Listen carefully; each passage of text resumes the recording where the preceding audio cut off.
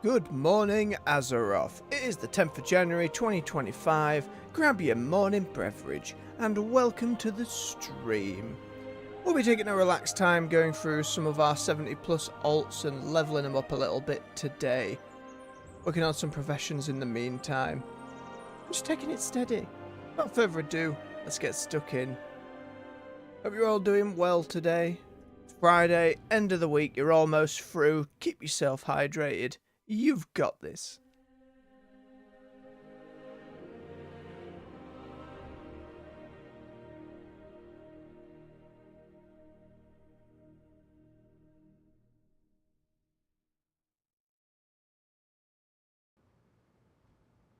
Alrighty then. We'll start over here on the Shaman just because they were top of the list. I'm going to briefly nip by the Alchemy Station just to hit the 24-hour cooldown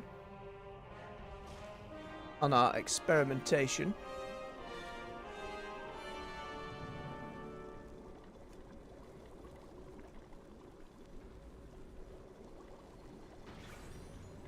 There we go.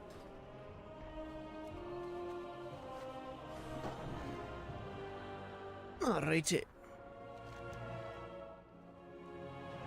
Some world quests about the place, not too many. But on each character, what we're going to do is we're going to nip around and clear out some world quests until we hit our rested XP and then jump to the next one.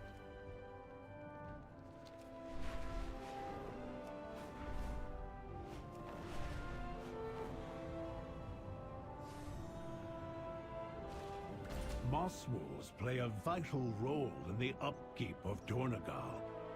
Water them and help eliminate the pests that burden them.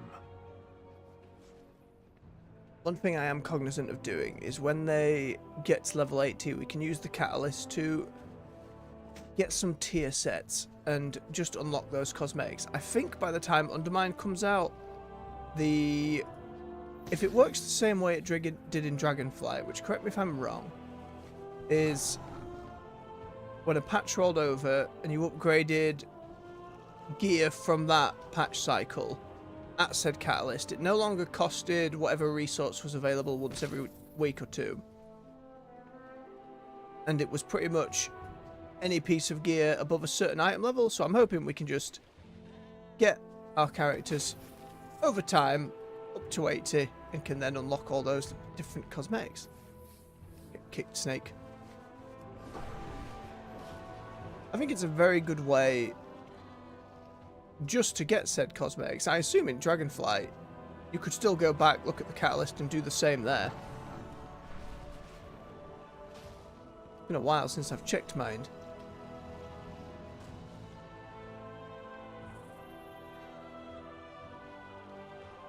So for any Arcane fans out there, if you've watched or been keeping up with League stuff over the past couple of days, they showed off their new cinematic for the next season. But it was done by Studio Fortis, which is the studio who made Arcane and have made some League cinematics in the past prior to that. They've been working with Riot for a good old time now. And it was really interesting on the one hand, like, on a blue moon, I'll play a bit of League with some old friends. I'm not very good at it, but I do enjoy a lot of the characters, and occasionally it is fun. And the setup they've got for Noxus, which that's where Ambessa was from, the expansionist, most tyrannical empire, constantly looking to expand its borders, is the basis for both the next animated series, as far as we're aware, and this next season of the game, where Mel from the show has made her way in there. We got some sneaky looks.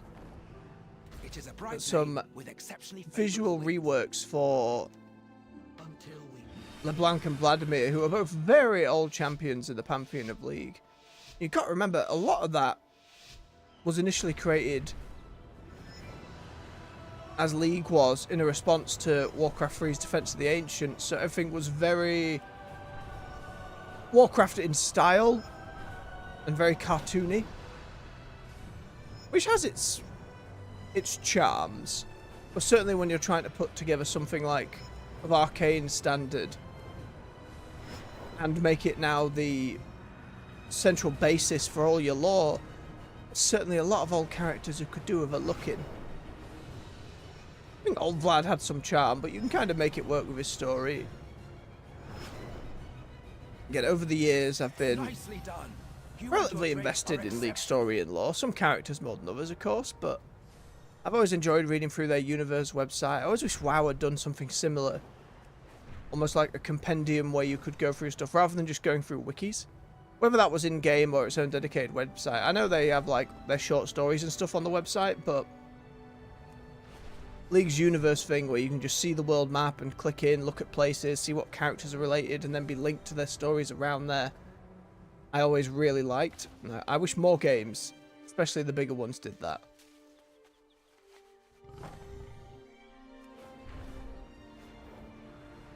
One thing I found was really interesting was you had Darius trying to 1v1 Troll King Trundle, which to use at morning rise. Will you accept was a little unexpected, and procure them? with a fun fight as well.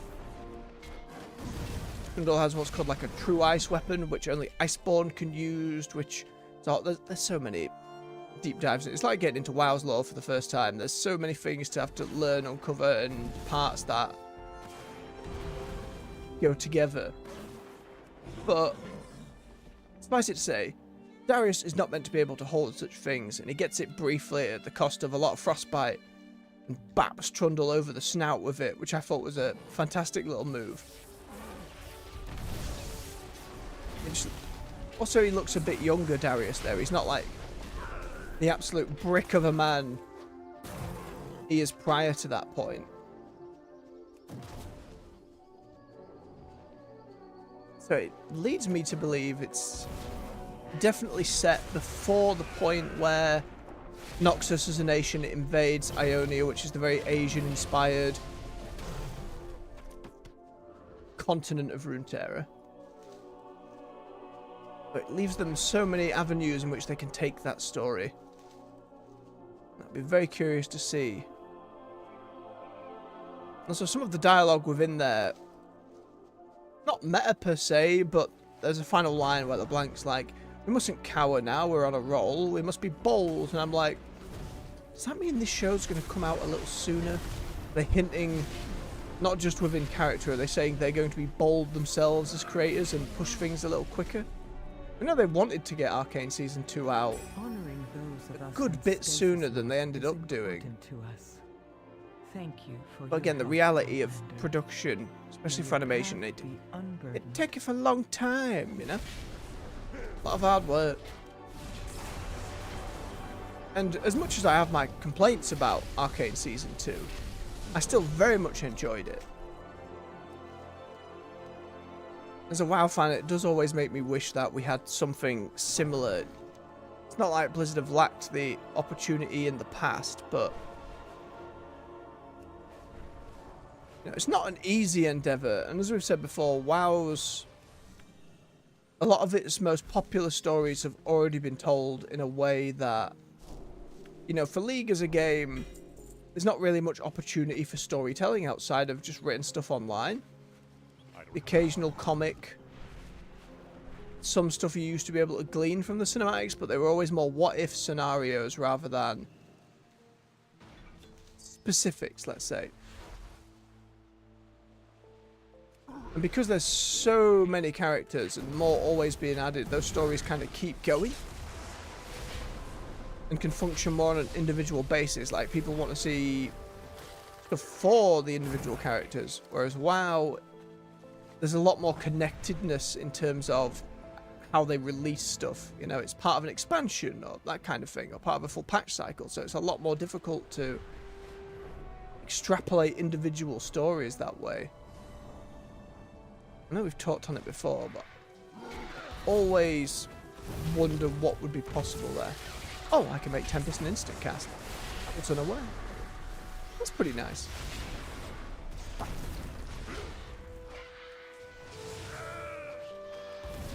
Damn goals.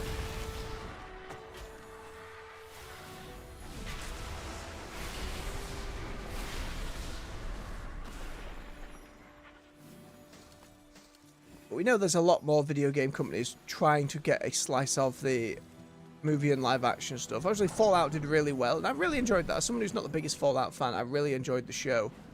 Be excited to see what Season 2 ends up doing. You've got stuff from Sony saying like Horizon Zero Dawn gets a show. I'm like, alright, that's probably going to be obscenely expensive. But it could work.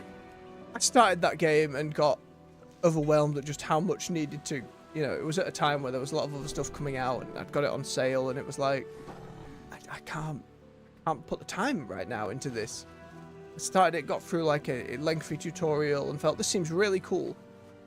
But I'm not there. I'm not in the headspace for this. And then the other one, from what I've seen reported, we knew there was a God of War one in the works for a while, but they're also now doing a Helldivers 2 one. And that just seems weird to me. Like, Helldivers 2 is all based on like the satire of Starship Troopers. I haven't seen it in a very long time. So it's a very weird full circle to go back and then make a movie of that. I don't know how you do that without being reductive. You know, you're just doing the same thing again in a way that's... How do you make that unique, you know? How do you separate it from its inspiration if you're going back to that well? It'll be very interesting to see. I think video game adaptations are still figuring it out.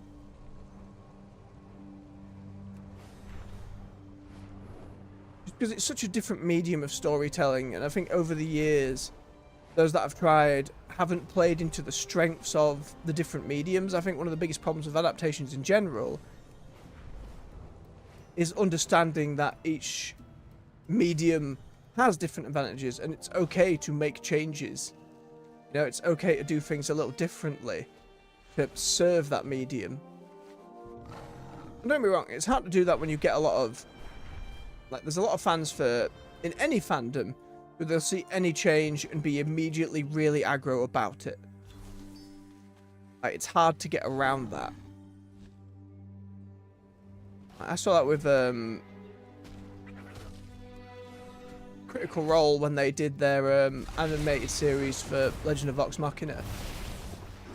Made some pretty drastic changes to either parts that were cut or involving more characters. Which at the time, was like one of the cast, Ashley Johnson, she was never really able to play as much due to scheduling conflicts, so her character in that first campaign didn't have as much opportunity to get involved. And so going back through and being able to have those more engaged moments, I just really enjoyed. And also, they were able to go through and be like, right, what elements actually make sense in a more cohesive story, where against the fumbling around that D&D often has in a session. You know, you're not going to put every shopping episode from the actual play into an animated series. But some stuff just makes more sense, especially with the hindsight of like years of lore thereafter and other stories. And you're able to pull in characters and make references to things that haven't really happened yet. Another of the Titan's constructs Or happened in the past of that world. Which I think is a really cool opportunity for storytelling. You can use to take it down. So for that freedom of doing so and telling the story they want to tell, I think that's the difficult part. Went down.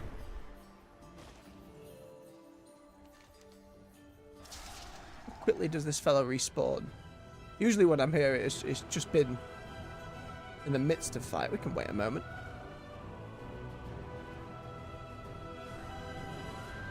Flap up wood to fire. At what game? He's already gone.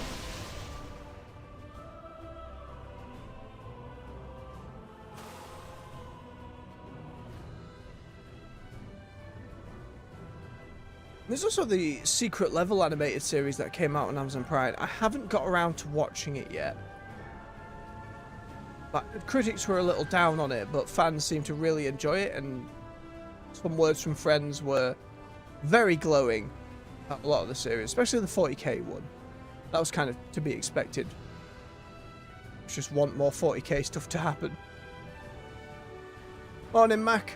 Good to see you. Hope you're doing well. You're ready for the weekend.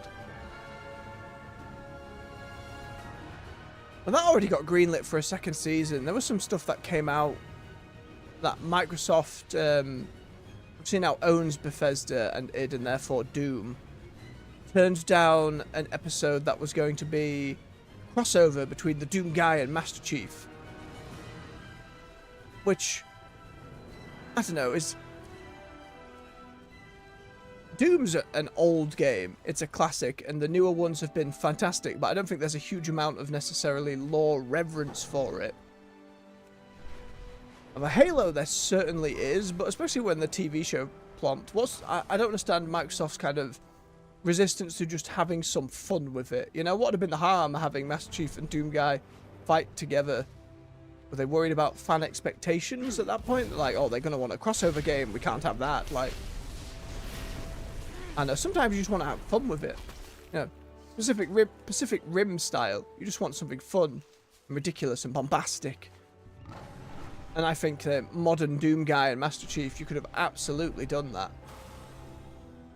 I reckon they were probably just being skittish. But with Season 1 doing well and greenlit Season 2, perhaps they can get back around to it. Just remind me, at some point this year, Doom the Dark Ages is going to come out. And that I am very, very excited for. Going a little more medievals, certainly more my jam than general shootiness. But to be fair, when Doom 2016 came out, I'd like occasionally played one of the old Doom games, like a mate would have one on at their house, that kind of thing. But never really deep dive, didn't really know, wasn't big on me shooters. But Doom 2016, when that came out, was an absolute delight. Oh, it's shooting me from over there, that's not nice. And how it took itself just seriously enough to have fun with it. You know what I mean? Intro where your Doom Guy is just in a coffin full of demon runes. Immediately beats to death the demons surrounding him. You make your way out, you grab your gun, the music's pumping and going, which that music's fantastic, by the way. Just for going around and having a good old fight. And as the music's crescendoing, he cocks the shotgun as the door opens, just in beat with the music. It's fantastic. The Eternal, a sequel to that, did a little bit more with the combat sandbox. It felt a little long in the tooth, but I still very much enjoyed it.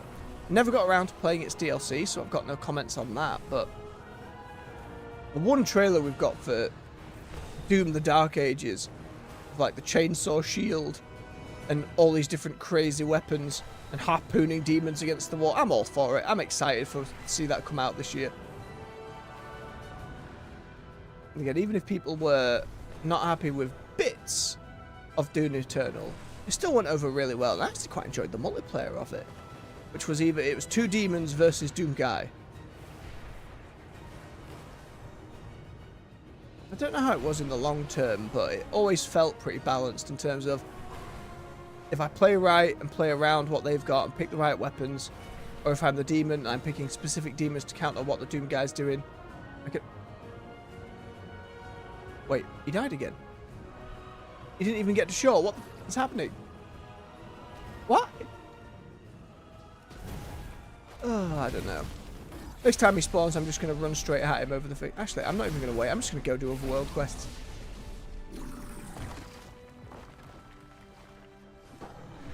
I don't get it, game. You're confusing.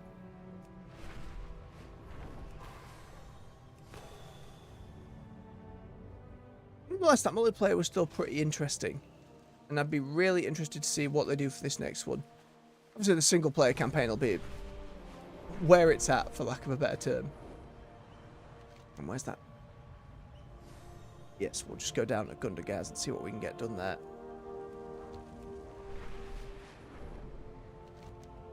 And it is going to be one of the bigger releases of this year. I can't imagine that it will be... Wrong one. It'll be anything less than a decent game.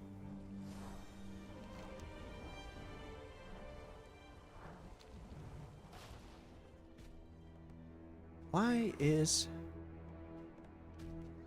this not working?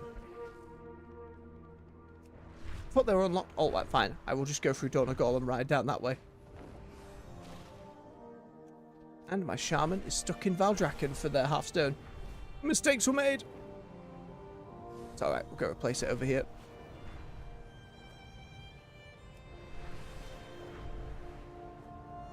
But no, I have faith in the studio to deliver when it comes to Doom. It certainly had the vibe from that trailer.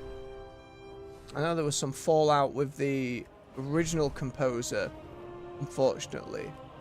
As long as they can still hit that vibe, and it feels fantastic to shoot and be with the music and just get into that flow state. You know, in an era where shooters were all about, and to some extent, still are to a degree, taking cover and regenerating your health, and you spend a lot more of your time doing that on like a... what's the word I'm looking for? On a looped basis, you know, your combat loop. You're spending a lot more time just taking cover and taking it steady and recovering your health, whereas Doom was very much, we're going to balk this modern tradition, and you will regain health by pushing the fight. So you had this constant flow of, I've got limited ammo, and my health's going down, so I have to get into the fight, I have to kill stuff and execute them for health.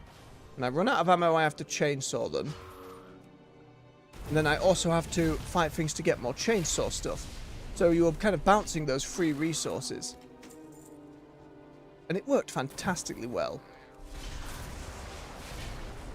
And if you've never gotten around to Doom 2016, you don't necessarily have to go all the way through to Doom Eternal unless you end up liking it, but Doom 2016, at least, I feel like is a must-play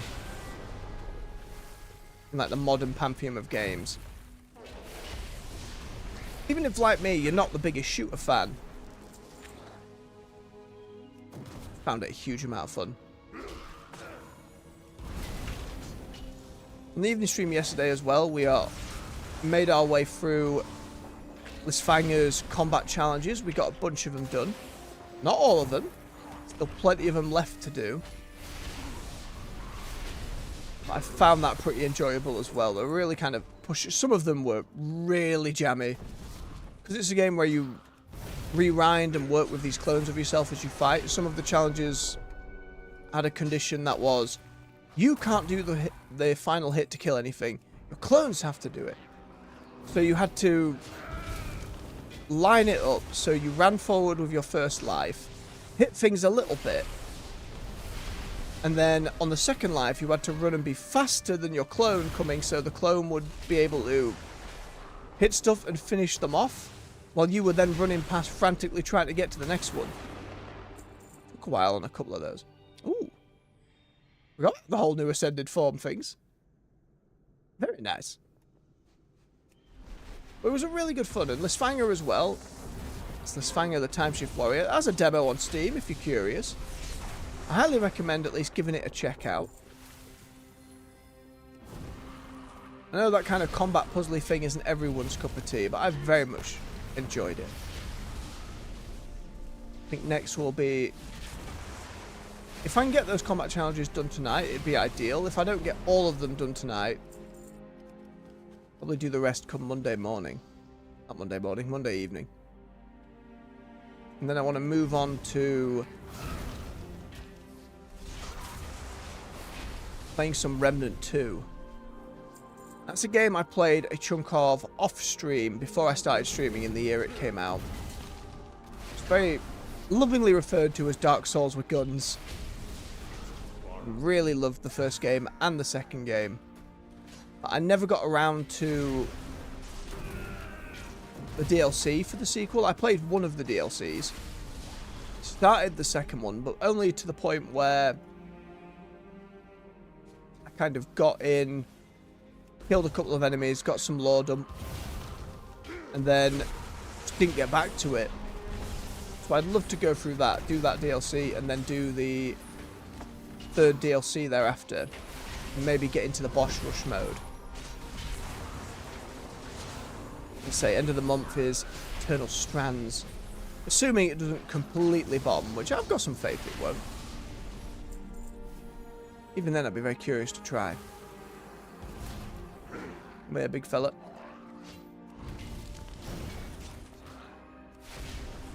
Also, for WoW stuff, we got Plunderstorm coming back. So, we'll be doing... If I want to do it how I did it before I started streaming, when Plunderstorm was last about, it'll be just doing a daily run of it. Each day for that bonus of doubloons. We'll see how they end up implementing it, is the other thing.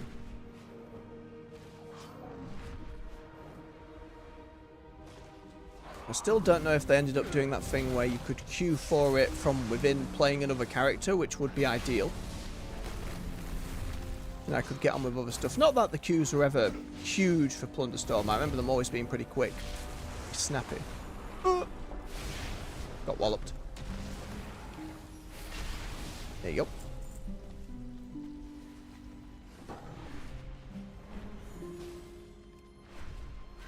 Oh, I need to blow up with dynamite. I need to find those tunnels.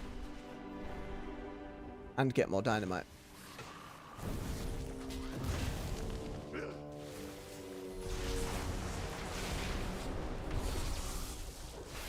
Big Tempest. I wish it had more of the oomph some of the other lightning abilities have. Like when you hit Crash Lightning, that noise is fantastic. Tempest kind of just goes... I don't know, it's a very quiet spell by comparison when it should be... That should be your loudest lightning blast.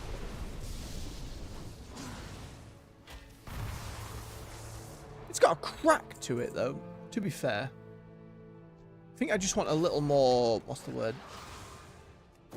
Like after effect, like some reverberation once it lands.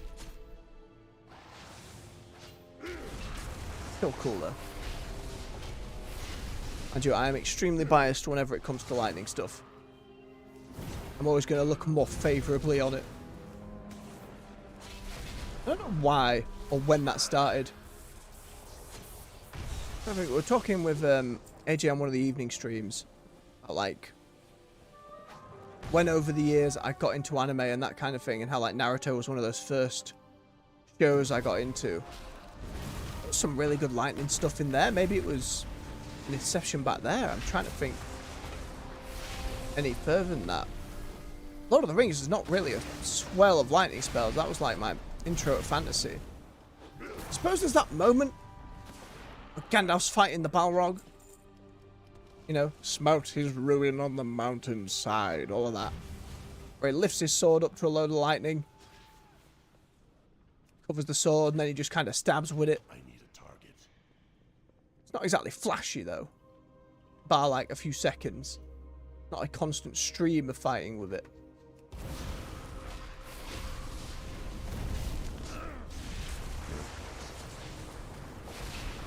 Have a sip of my beverage. Make sure you're doing the same out there. Keep yourselves hydrated.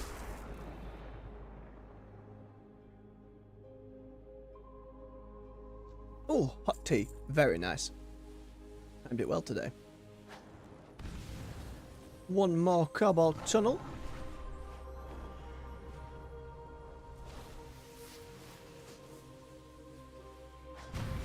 There you go. To the next.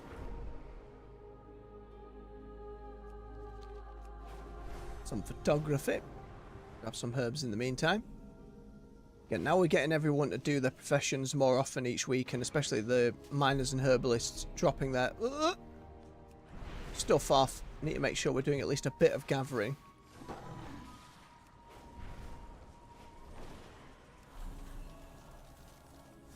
The wall bank doesn't get completely emptied.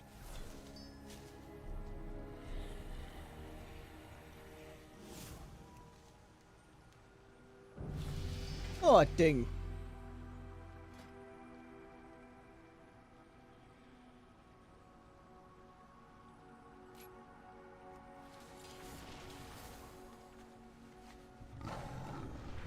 Onwards we go.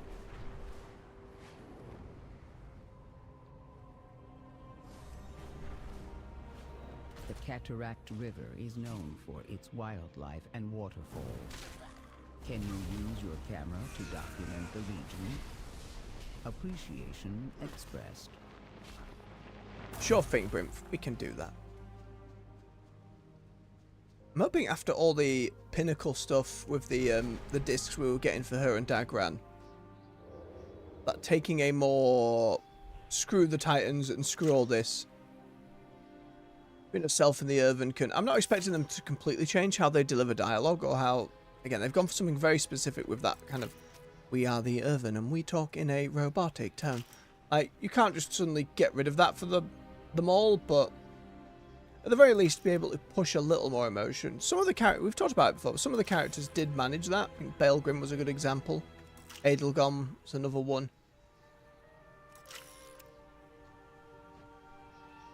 But Brimp, for one you hear so often, the deadpan kind of makes itself worse in a way, so we'll have to see.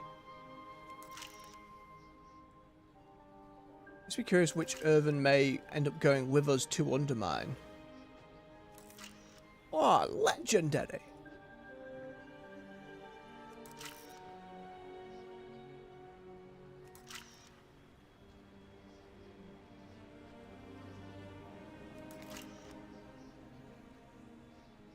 I know they've started getting to the point of data mining story stuff, and that's the line I draw at data mining. Like, I'm happy to look at armor sets, see transmog stuff that's coming, but I don't want to know the story because I want to play it. I want to be surprised. Looking forward to seeing the images you captured. I think over the years they've really tried, whether that's encrypting specific parts or just not having some parts of the game available on the PTR, which has its own problems, just to take the edge off everyone data mining, or at least give more roadblocks, for lack of a better term. But it's the nature of not just MMOs and online games, it's the nature of a lot of games now. Information just gets out there real quick. And even to the part of, day one, if there's folks like myself going about streaming it, you don't necessarily have to have... They're level 80, and I'm a numpty. Just walked straight up and got booped in the snoot. What you get for not paying attention. Ah, dear. It's alright, it'll take me another year of streaming to get used to commentary at the same time as playing, it's fine. We can't deworming solution. Where's next? There's one up there. And then a bonus one in that direction. Another level on the shaman here.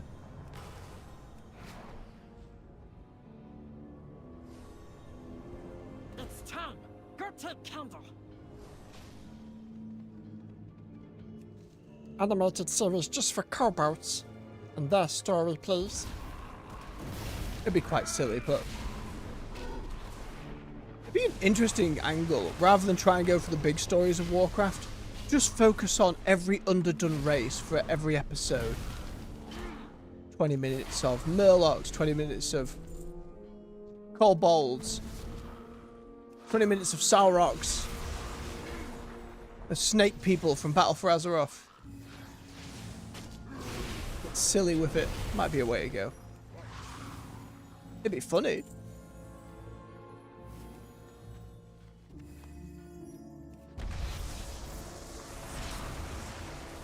And I imagine it's a hard question to solve.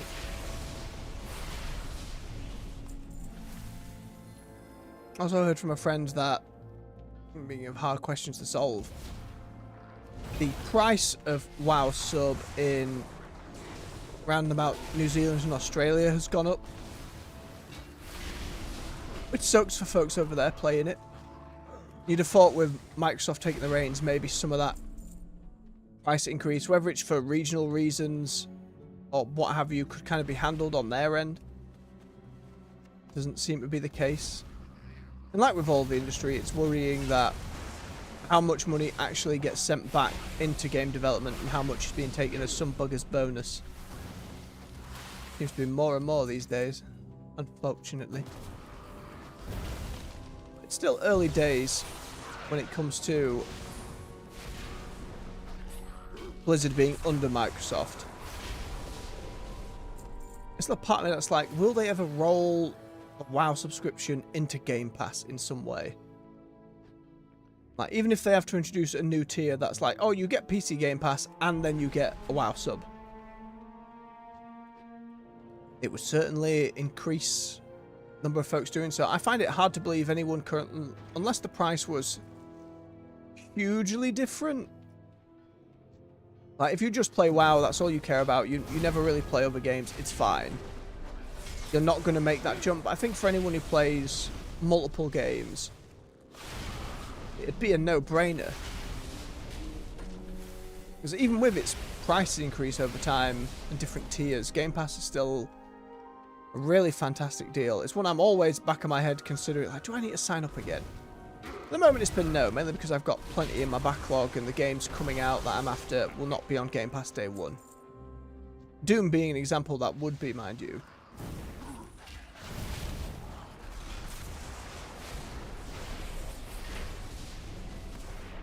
In the years I did have it, it was fantastic just to be able to jump in and try something. Even multiplayer stuff that comes out, if you and a group of friends are on it, be like, oh, this new one just dropped on Game Pass. Should we all try it tonight? Should we all give it a go? Can open up that kind of thing.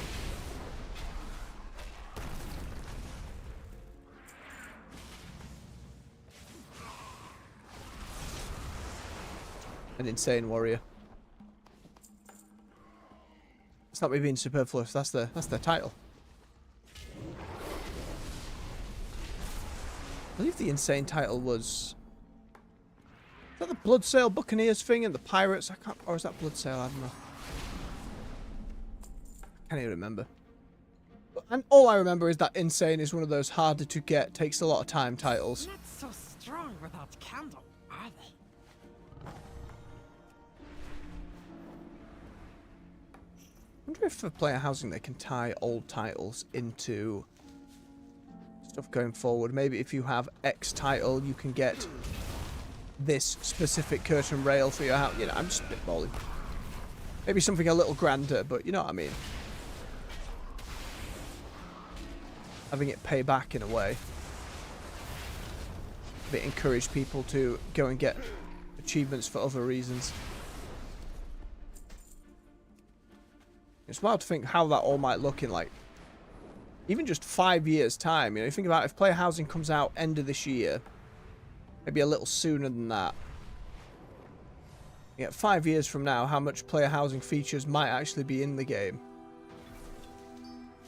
How expansive will it be? Will it have worked?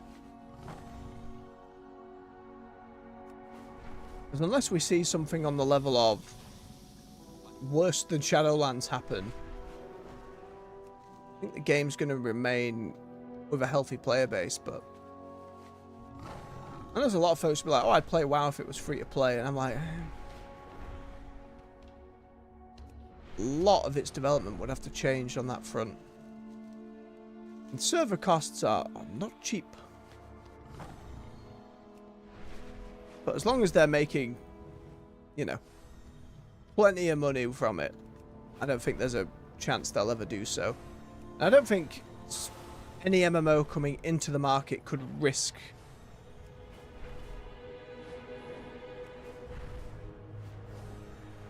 charging a subscription fee. Do you remember in like the gold rush after WoW, when there was loads of MMOs being made, everyone wanted a slice of the pie, and the vast majority of them had a subscription model as well, and they could not draw enough because MMO development and maintenance is so vast and so much can go wrong, and customer service and maintenance folks are the ones who tend to get cut first. It was a recipe for disaster. You've still got a few outstanding, of course, that have withstood the test of time. Final Fantasy XIV famously had to blow itself up and get redone, but did so, and is doing very well for itself. Guild Wars 2 has continued to be pretty good, by all accounts. Someone didn't get the message. Great game to go into. These are earthen resources. Star Wars Knights of the Old Republic is still chugging along. I don't know where it's at in terms of quality bar. I don't hear much about it, but it exists. It's still going. Some folks really like Black Desert. I've tried that a few times. It's just... could not get invested. Just wasn't feeling it. We are the warriors of the sacred flame. Take your leave. Can't remember what I'm doing here. Deposit a total of 10 ore across the bridge.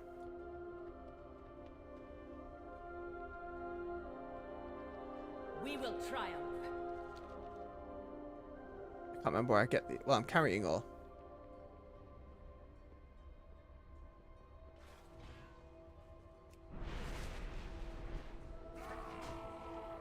Nope.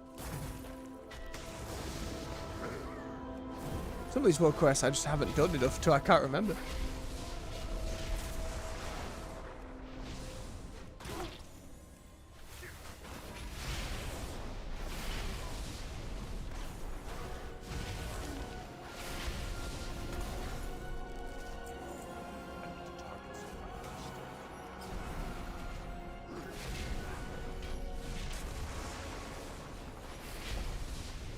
Those appear.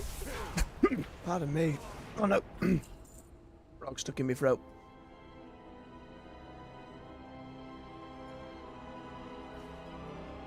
Oh. Bridge to the west. I went east. Oh, no, I am going west. What am I talking about? Where am I putting this all then?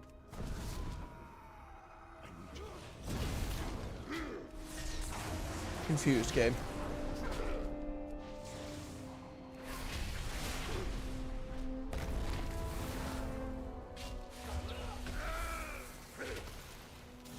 Do not want to embrace the void, thank you.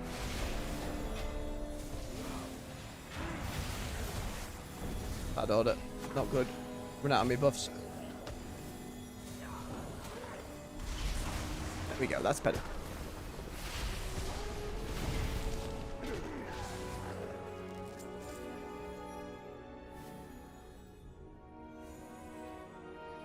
Am I just delivering them to you? The Emperor rewards the faithful.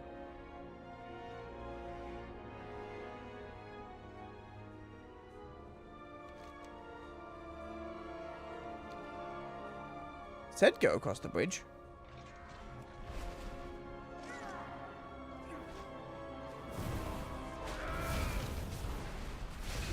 I feel like I've missed something really obvious.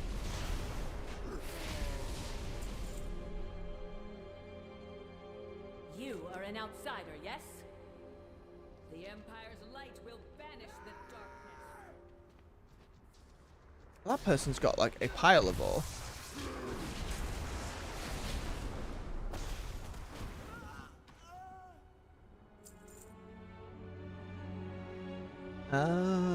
Okay. I'm with it now. My dumbass not knowing. Forgetting, rather.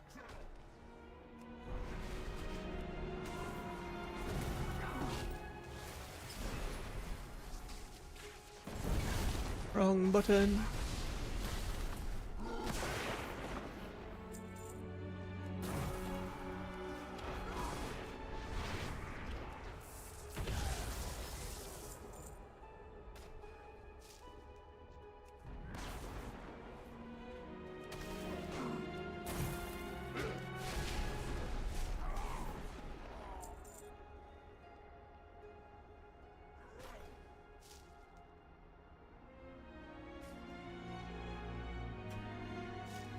I carry 10 ore at a time. Is the question. Now, wolf.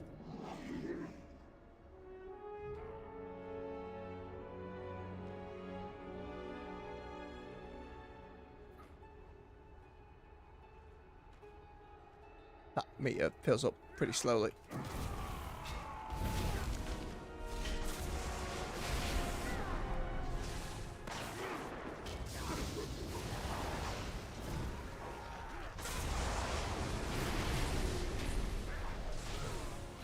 Don't fight the big one.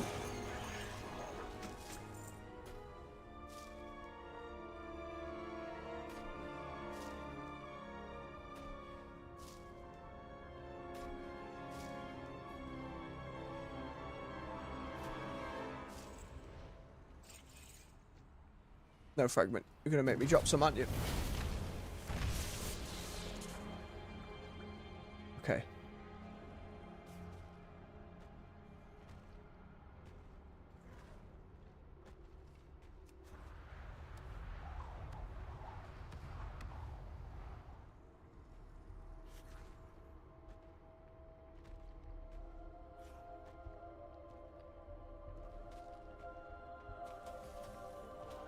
An empowered ability?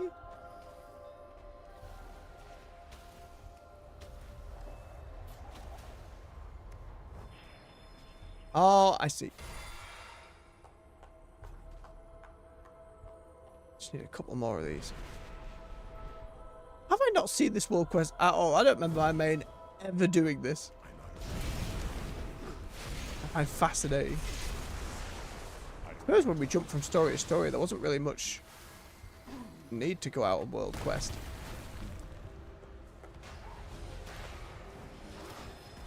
We did plenty though.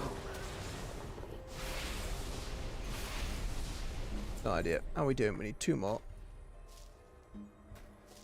Okay, now we just run it home.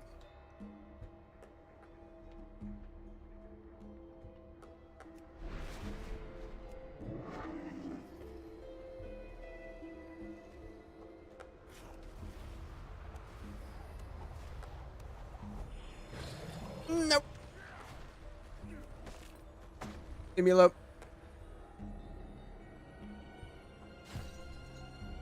Please.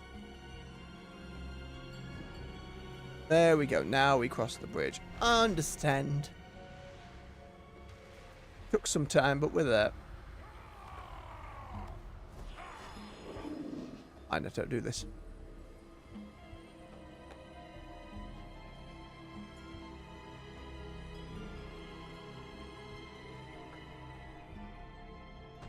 Thank you. Efficiency and bravery are a powerful combination.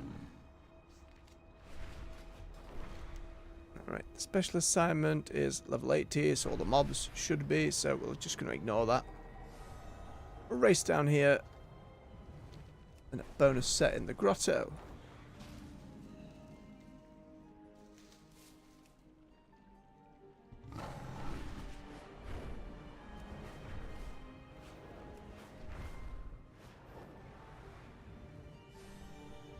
It is an excellent day for a race. Lord Come fly with Anfistraz, us. of course. Swig of his beverage and have a jolly good race.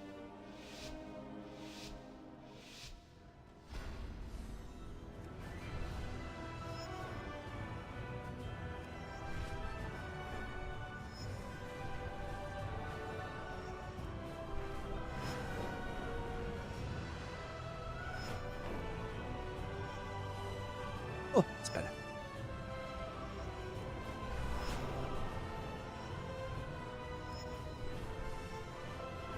We'll whoosh our way around and through.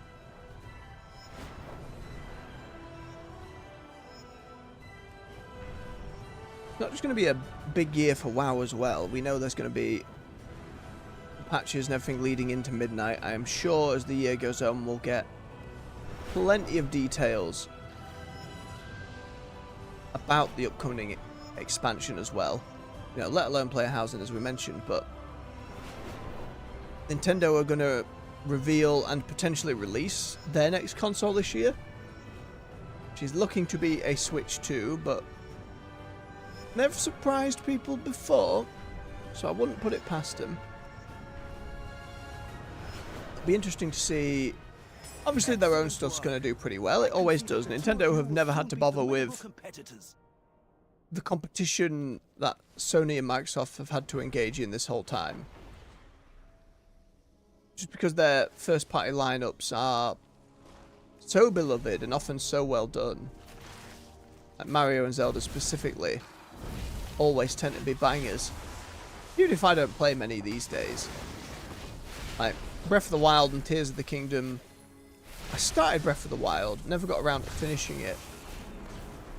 And then Tears of the Kingdom, it was just like, I feel like I want to play Breath of the Wild first, and I don't want to go through one, then immediately play the other, and But there's plenty of Nintendo franchises over the years. Like I've loved. Ocarina of Time was one of those oh, I get it kind of games. This is a reason to love video games. We're exploring, we're meeting new characters, we're going through these dungeons. I'm unlocking new bits as I go. Oh, I can change my armor and weapon if I find really specific stuff, and there's all kinds hidden away. See the plains is up on a... that music when you walk into Hyrule Field. Absolutely delightful. Some excellent and memorable boss fights as well. And Mario 64 just slightly before that, timeline-wise. That was a real, like, oh, I've opened my eyes to a new love in life, or a first real love in life, and suddenly video games. Even going back on occasion, my sister occasionally watches Mario playthroughs. I don't know why, bless her. She enjoys it. She's very low functioning autistic, so a lot of stuff from childhood is kind of constantly bouncing around on a regular daily basis. That's theme songs or shows she's watching. Occasionally video game stuff will come up. As a family, we're all very fond of like the odd Mario Party or Mario Kart. Especially, I don't know why people sometimes down on the N64 one. That was, I loved it. Loved doing battle mode, the silly balloons. Driving around after each other, trying not to fall into lava. There was a map that was like, it just had coloured areas, like blocks. A red one, a blue one, a yellow one, a green one, and then like a clear bit in the centre. I always played Bowser. Always loved Bowser. And then Mario Party was just daft. Never quite as vicious as some folks get with it, but certainly isn't stress-free compared to plenty of other Mario games. My dad at the time, thinking, we're not just getting this for the kids, we're going to get it for me. He got like a couple of Star Wars games, which was like Rogue Squadron. Which me trying to play that as a kid was like, I do not get it. I'm garbage at this game. I keep failing these missions. I don't understand what they're asking me to do. Sometimes the objectives felt really obtuse. I can't put that there. But years later, I would go back and play it. And end up really, really enjoying it. Spending the time getting through that game. And the other one was pod racing. Now that, if you've never played it on the older consoles, is just, especially when you're young and having played Mario Kart, it is a lot of just immediately crashing into walls. Because when the characters in that game would die, they would scream so happily. The character I played was like Edo something or other. One of the ones you start with. I took him all the way through at the end. There was like a way where you could unlock Sebulba, and that took years of going back to that game repeatedly. But they'd hit a wall, like part of your like pod racer would explode, like one of the two giant thrusters on the front would just blow up if you like crashed a little much, and your character's going whoop-ah, whoop, and then you'd get to the point where you've burst into flames, and and they're just grumpy because they know they're about to explode, and then they'd be like, Yabo! And it was just joyous. In a way that was so... Some of the later levels I remember being really frustrating because it was a load of tight corners where you had to be slowing down, but all you want to do in that is go fast. And then you realise there's a boost button.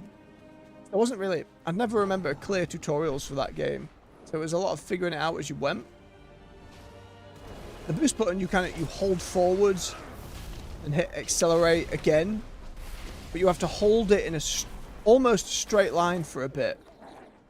And if you kept boosting too long, it would overheat your engines, and then the aforementioned explosion would occur without having to bang into anything.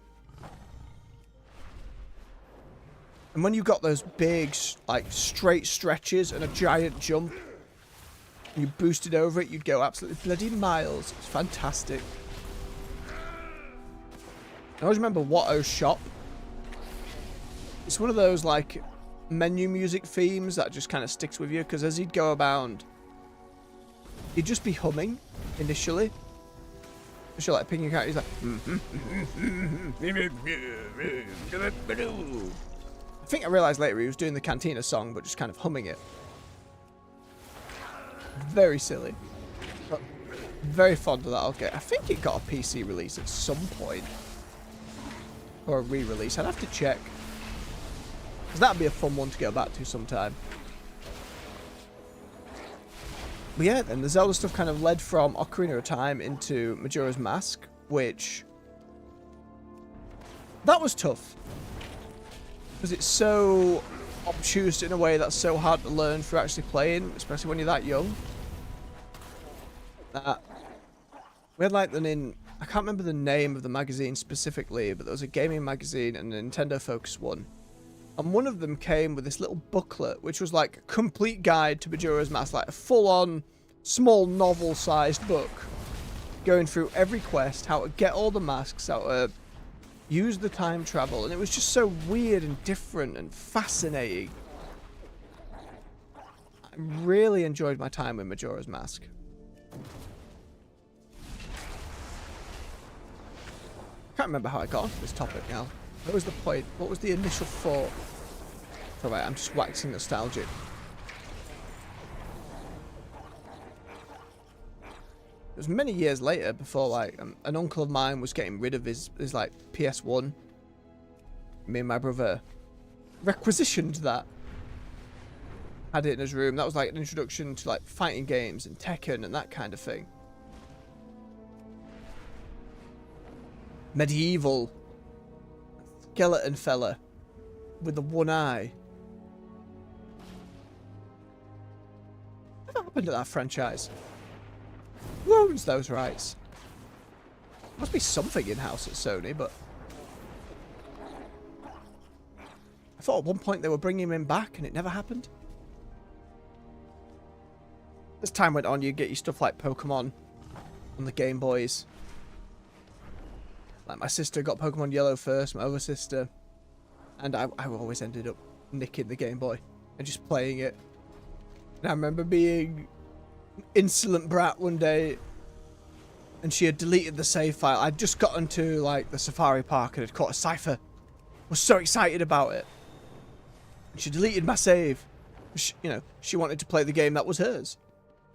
I was just a little shit about it. Eventually, Silver and Gold came out.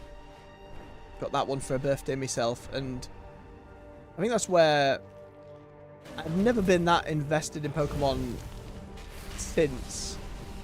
It was just a joy to go through that journey at the time, and it's always, years later, felt like somewhat of the same journey, and I kind of fell off all that.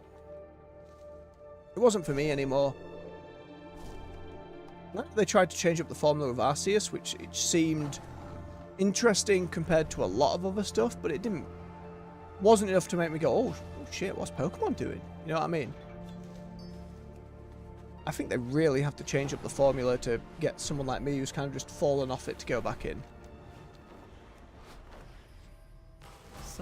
You get onto the GameCube era. I don't know if I've told this story before, but there was all kinds of stuff on the GameCube that would happen. It was like, there was those Lord of the Rings games, like those hack and slash adventure ones, which I've got a real soft spot for. I adored those. A little development commentary you could unlock for them as well. Oh, it was a treat. Especially when you just wanted to eat up anything Lord of the Rings related. And I remember my brother, for his birthday, getting Metroid Prime. Opening up the box, and Metroid Prime wasn't inside. It was Star Fox Adventures. So my brother, very upset, but we figured before we take it back and say this isn't the game you sold us, let's just spend the week to finish and play this game that was inside. And ended up, it was alright. We'd never played the Star Fox prior, so we didn't know it was a space shooty game. This was just like, oh, it's like Zelda, kind of. Except we're a fox. Sure. That was alright. Eventually got around to Metroid, and my brother absolutely adored that. I wasn't really... I didn't have the same open-mindedness towards shooters I do these days. I was just like, shoot.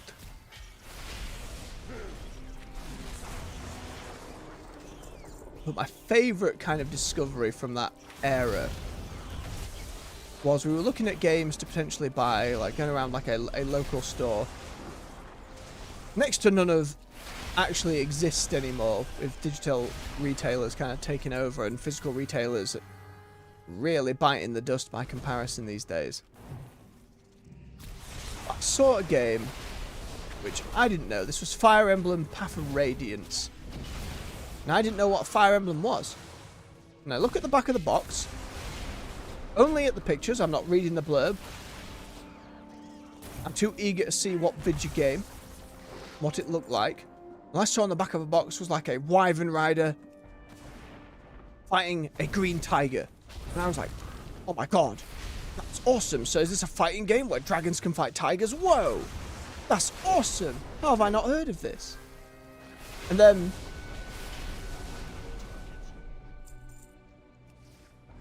taking a copy of that home, loading it up and realizing this is not a fighting game. This is a turn-based, grid-based strategy game. Like the opposite style of pace. But, to its credit, then got me into strategy games. I loved it. Absolutely loved it. The way your characters kind of leveled up, the little interactions you could have between them. Realizing, oh, there's a lot of characters I can recruit during some missions. Like going to GameFAQ websites at the time and printing out sheets of like, right, I have to make sure this character fights this character, and this other character has to fight them, and then the first character has to be the one to come back and beat them. And then I can unlock them to join the party. That kind of thing. And that led on to like there was a Yu-Gi-Oh game called Forcebound Kingdom, which was almost Final Fantasy-esque in like the 3-on-3 battles, turn-based, picking moves. That would eventually go on to stuff like, you know, Warcraft and Starcraft, and having a respect for the strategy genre that I wouldn't have had otherwise. And then eventually down the line, seeing something like XCOM, again, from my perspective, being like, okay, so this is kind of like Fire Emblem, but sci-fi and with guns, and there's aliens, and oh, this is really hard. Fire Emblem was hard mainly because you wanted to keep everyone alive.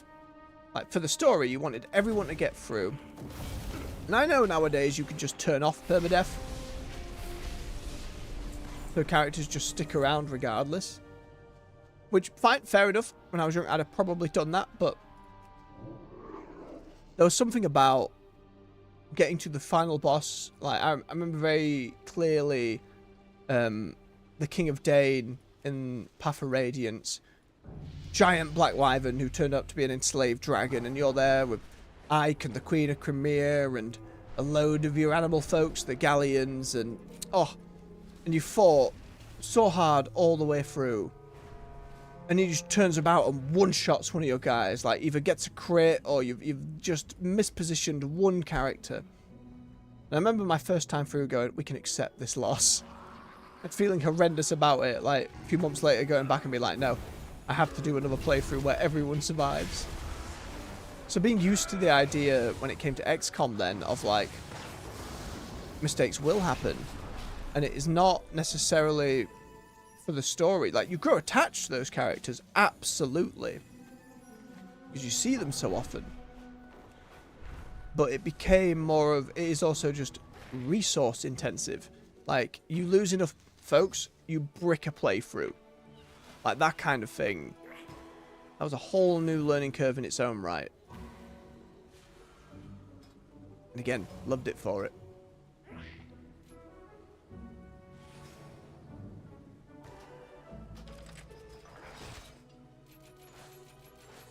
Oh, I've just not been spending knowledge, I suppose. We now gather whilst mounted. Huzzah.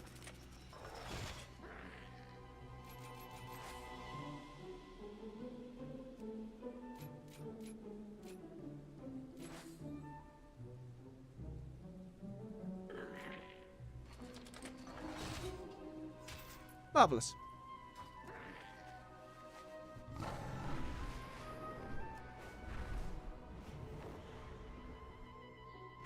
I know you can kind of see how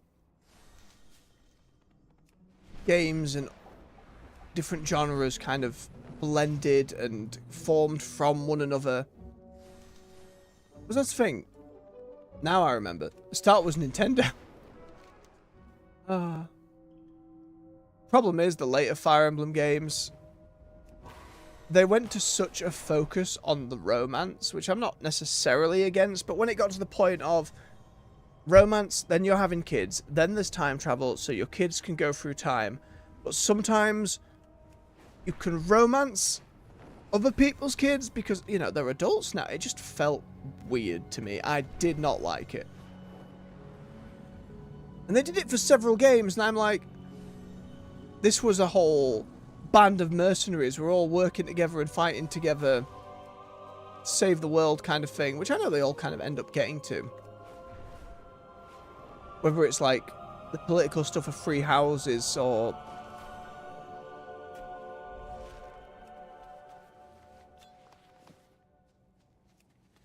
the nations of the, what are they called? It was Conquest, and it was like it had 3 different bloody titles. That was the other thing. They sold one like it was a bloody Pokemon game with a red version, a purple version, and then a version where you combine the two. And then they started letting you just like respecking your characters so you could. So there were some elements of PvP. I remember looking at my brother's characters compared to mine, and his main. I thought I'd made my main pretty cool. I've taken some stuff from Swordmaster, I've taken some stuff from Warrior, and as you're leveling up, you're taking specific traits, and oh yeah, I'm feeling pretty good. And his character was so busted. Flying Pegasus Mage with abilities that meant, oh, I'm casting, I kill something, I go again, and then I'm casting from bonus rate. It was a nightmare. I was never going to win. And then you started getting like repeatable grinding missions and DLC that let you get more money. I missed it being about a small band of mercenaries trying to save their friends and take on a corrupted world.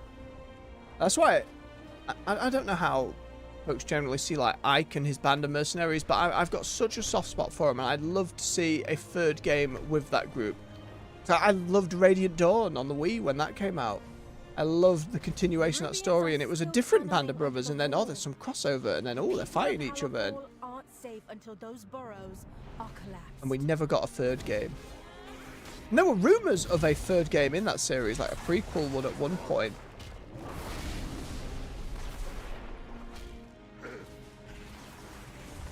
It just never happened.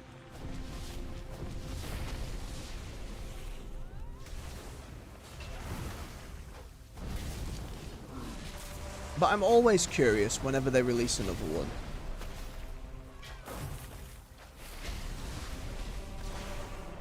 Always want to go back and hope they've kind of...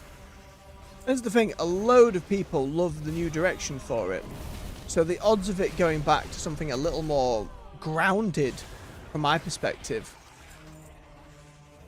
is very unlikely to happen. Very unlikely to happen. I just don't need...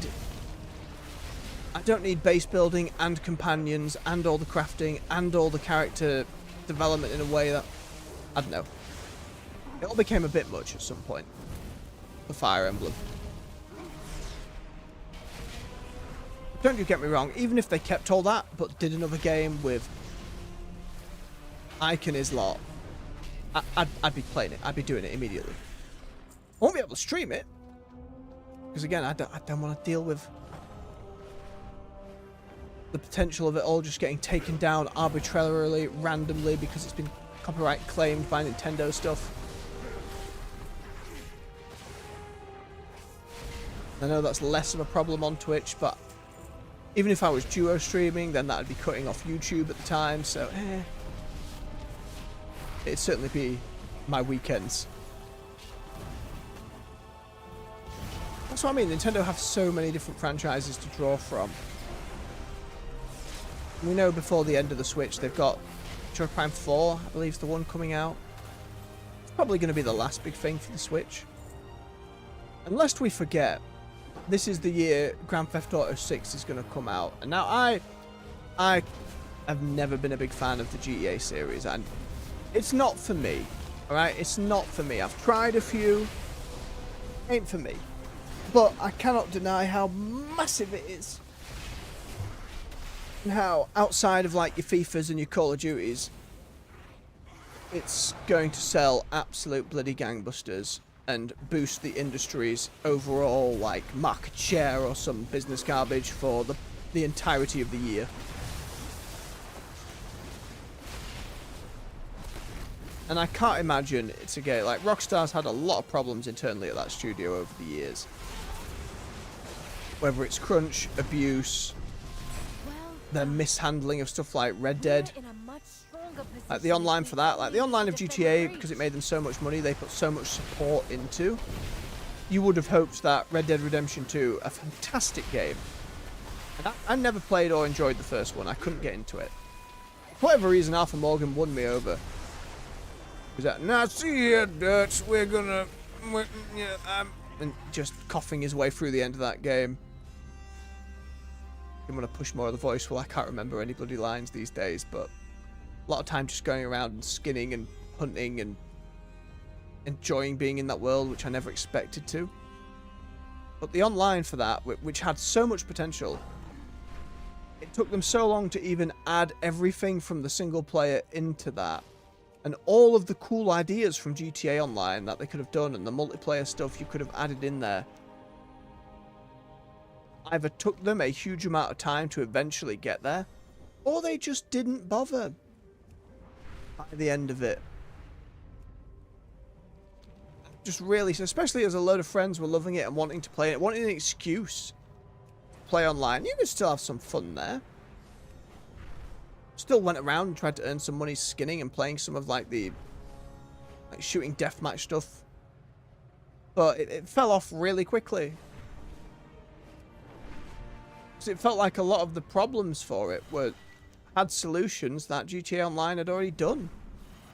And Rockstar just wouldn't put the resources to it for whatever reason. Which again, it felt like a slam dunk, an easy win. It's like, well, yeah, it might not make as much money as GTA Online, but it's going to make plenty of money. Surely. And they just didn't do it. But GTA is the biggest thing, the big one. And they've been making it for such a long time. And obviously, as we've seen with plenty of games, when something's been in development that long, it doesn't necessarily equate to an absolute banger or guaranteed success. And a lot of ideas you might have had for your game 5 years ago, well, the industry's changed in a huge number of ways. How people play has changed. What they want to play has changed. What they're tired of is changing. And you can't all... some stuff gets so baked in so early on, you cannot pivot. You cannot change how your game's being made. You kind of have to roll with it. So while there is a chance that GTA 6 goes disastrously wrong, I don't see it happening. I don't know enough about the history of the franchise behind 4 to know if any of them were truly like flops or considered bad games per se. Even in listenings to folks talk over games over the years, I can't remember anything specifically off the top of my head that would indicate it's just not fantastic in any way, but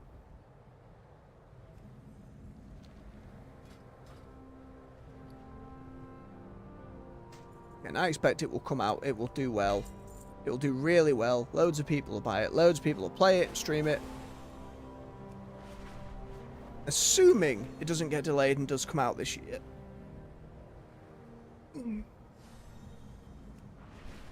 Which again, I imagine it will.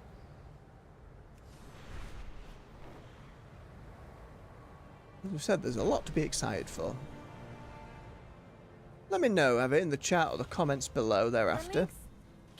What are you excited for? What are you really hankering for this year? Whether it's one of the new releases, Switch 2, games coming out of early access, what are you just chomping at the bit to get into? Or what crazy announcement out of the blue would you love to see this year? What old franchise or part of a franchise would you love to see come back, make a return? Burn brightly together. Is there something new on the horizon you wanted? Sudden revival of the RTS genre? Who can say? It'd be nice. Highly doubt it. It'd be nice.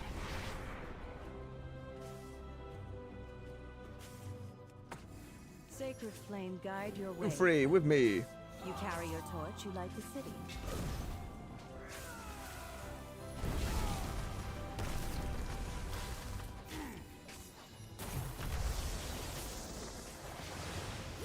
Eat lightning bolt recruit.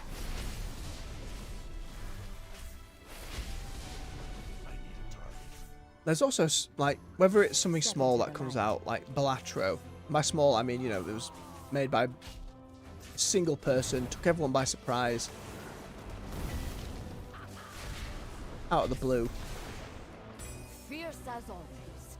There's always the opportunity for stuff like that just to come along and shake everything up in a way where the entire industry listens. Ah, you son of a gun.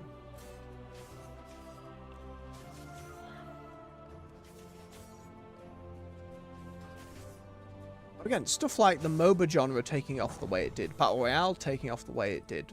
We're still waiting for someone to do the same for like extraction shooters. Or what new genre?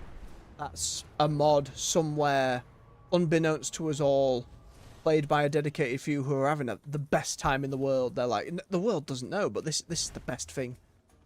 It's the best game ever. Like, what is being worked on in the background that's going to blow us all away this year? That's always the excitement behind games. That other media can't really grasp. Because of the nature of it being interactive, what new way to play, deliver stories, deliver gameplay will we see in 2025? Or will it be sod all? You know, worst case scenario, everything flops. It's all garbage. Take it home, put it away. Nobody plays for it. It's never going to be that bad. And to be fair, there is enough constant games like WoW, like your League of Legends, like your Call of Duties, your Valorants, etc., that are just going to be ongoing constantly. Well, another win under your belt.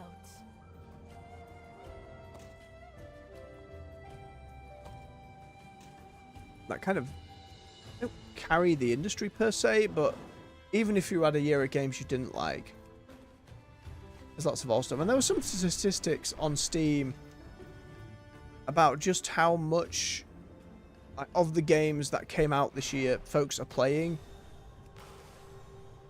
And it was like less than 40% of folks playing games on Steam have played any of the new releases this year. They've all been playing old stuff or live service stuff, you know. I know it's the same bracket, but you get what I mean.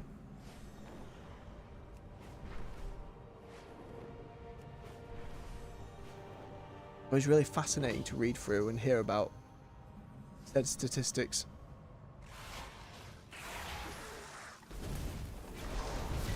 So we can have a lot of thoughts about like best games of the year and Steam player numbers and all of that stuff. But most folks are just happy trundling away at something they've been playing for years and are very content where they are. More power to them, to be fair.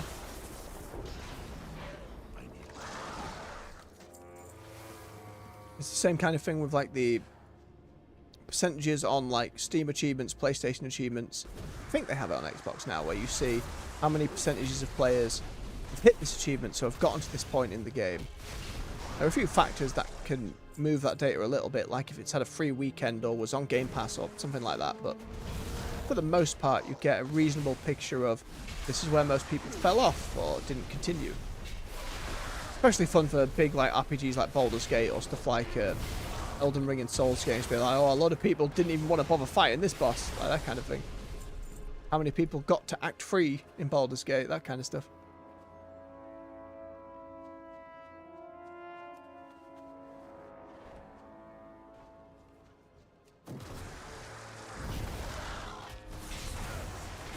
Obviously for a lot of folks it's time. They're not small endeavours. Especially with the games that are in the hundreds of hours and aren't there. I think that's one of the reasons live services still stand up so well. You're not dedicating 100 hours to something that you don't even know if you're going to like. For a lot of folks, you know? As popular as a game like Elden Ring or Baldur's Gate is, I mean it's going to be to everyone's cup of tea. The votes in the Game of Time would rather just, I've got an hour this weekend, I'm going to shoot or Call of Duty for a bit. Or what have you.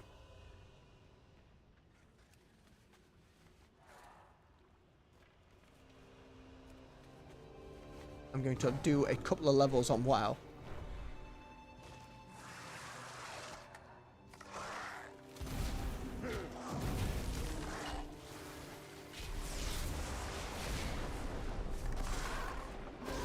I'm sure we'd all be pretty shocked if there was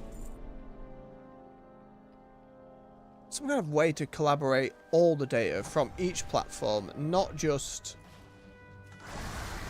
back-end Steam numbers, but something where you could get every console going.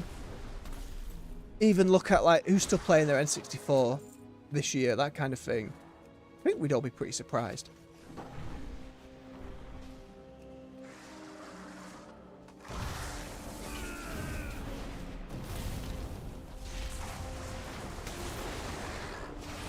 Like it's that vein in like Call of Duty where a lot of folks still play a lot of the older CODs. Now, you know, they've got Warzone and they're releasing new ones and they have the remasters. I imagine a lot of folks went and played 4 remastered. I was tempted to play 4. That was like the one time I got into that franchise. And everyone was at the time, you know, everybody on the playground was like, oh, you're playing the new Call of Duty, that you kind of part of the conversation for once. Oh, everyone's playing video games. Now is my time. Now is my time. It was fun. It was that and like Halo 3. The two, in my memory, moments where suddenly it didn't matter that I was one of the gamers. Which in the school I was in, there was not a huge amount, at least not a huge amount vocally. And so when those big moments would happen where suddenly a load of folks were playing games, it was a joyous time for me. Suddenly everyone wanted to have conversations about said games. Like, how did you do this? What weapon are you using for this? Were you in the big team battle last night? You had different groups of kids who were not usually friends or didn't talk. Suddenly you wanted to fill a lobby. There's some 12v12 going on. Or, what was it, 6v? A big team battle was... I think it was 12v12. Someone had found like a zombies mode from a Forge map and... Where are all these skulls in the campaign? It was a lot of fun.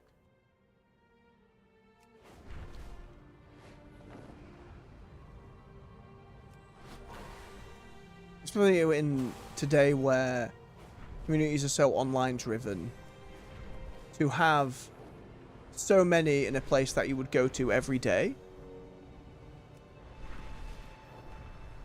all wanting to play together and talk about it and finding common ground. That's one of those moments of like, you know, not to sound facetious, but to be like, gaming can do wonders sometimes.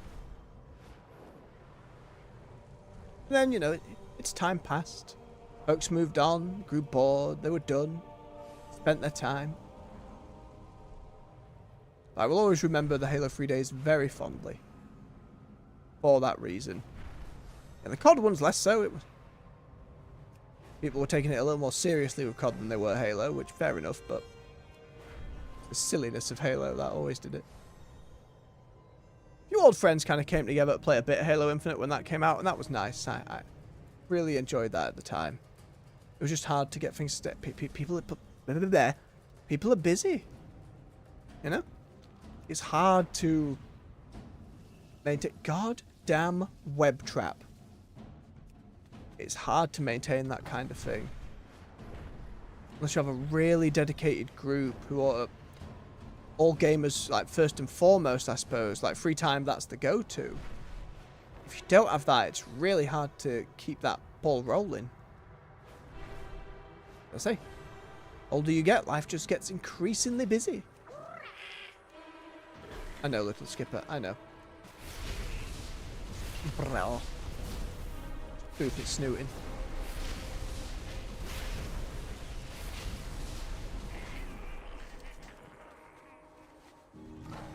Surprised how much of this rested XP I've got. I'd thought I'd have got a few levels and then jumped to another character and just been all over the shop, but no. Oh. Should have probably come and done this first. Get the pact for faster gathering.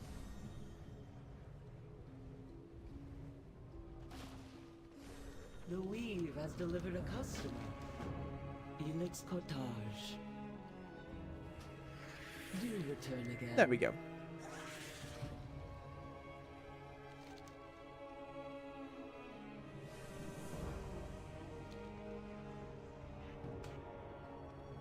Interested in the unusual? I don't think my shaman's going to have enough to grab this quest, but I might as well pick it. Get rid of that huge amount of junk I don't need.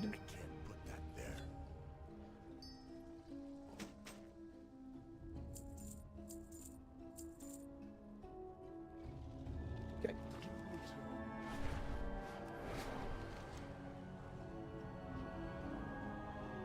Do a few more here.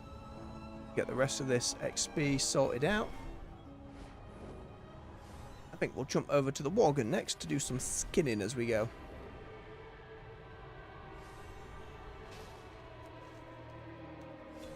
I forgot to set home to Donegal.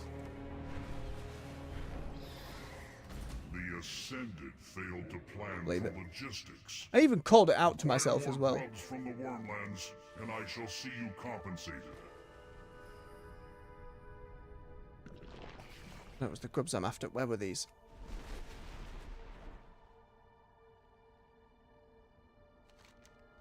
No, scared get. We're good. There's a grub.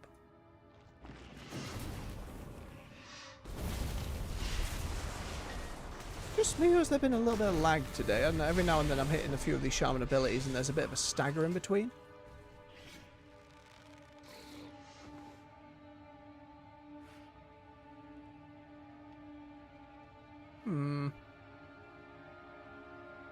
There is a little bother on my end.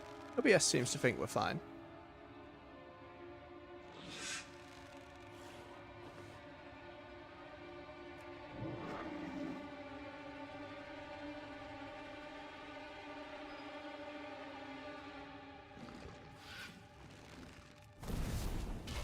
Too optimistic.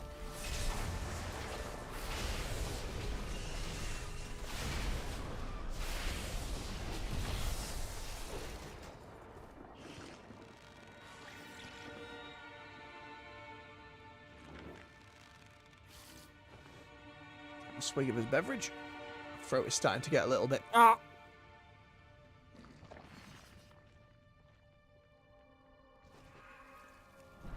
No grub.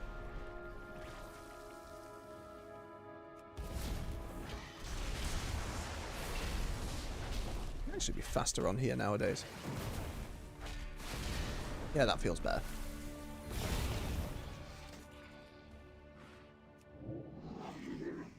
Come here, you tiny baguette.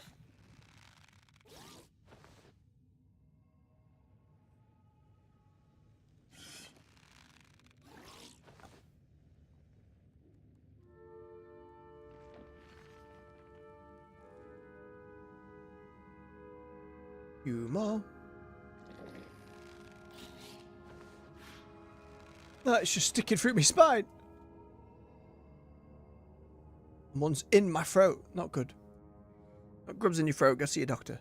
Don't want that to happen. Not good for you at all. No, please.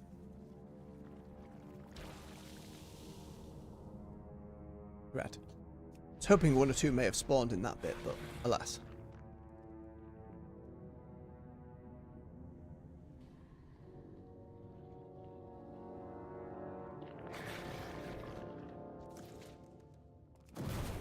Oh, now habit immediately.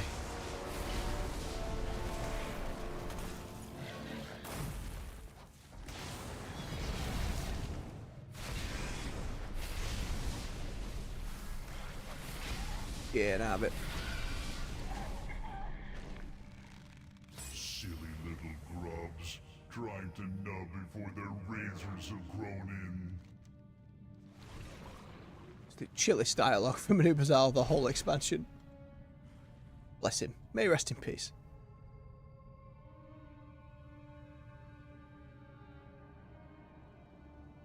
Oh, pardon me. It's like a half yawn, half stretch, stifled cough.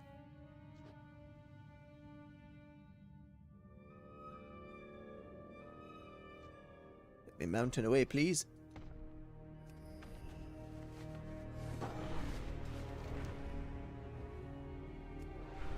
Said there was a rare behind me or something while I was in there. Should have a quick nosy.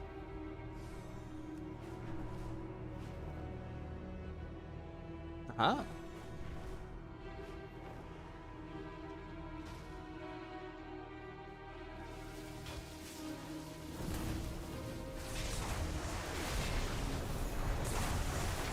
Wolves, come fight with me.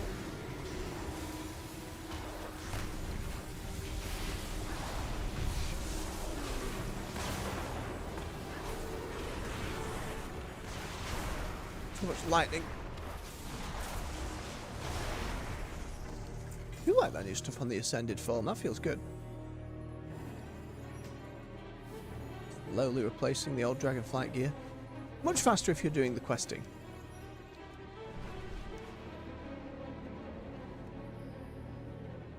Let me just body some Nerubians. There you go.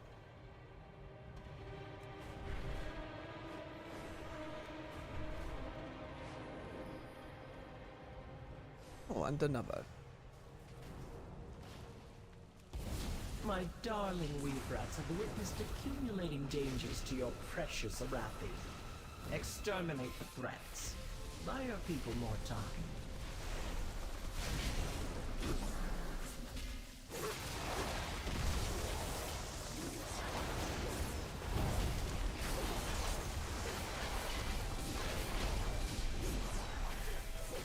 I do like those big crit heals to keep me going. Very kind. No, and here I came for a cloak. Oh well.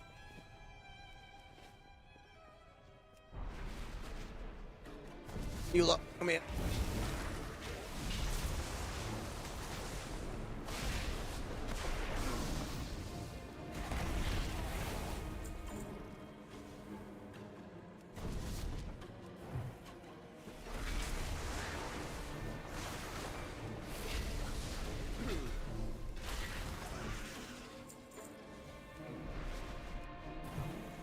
Couple thirds more.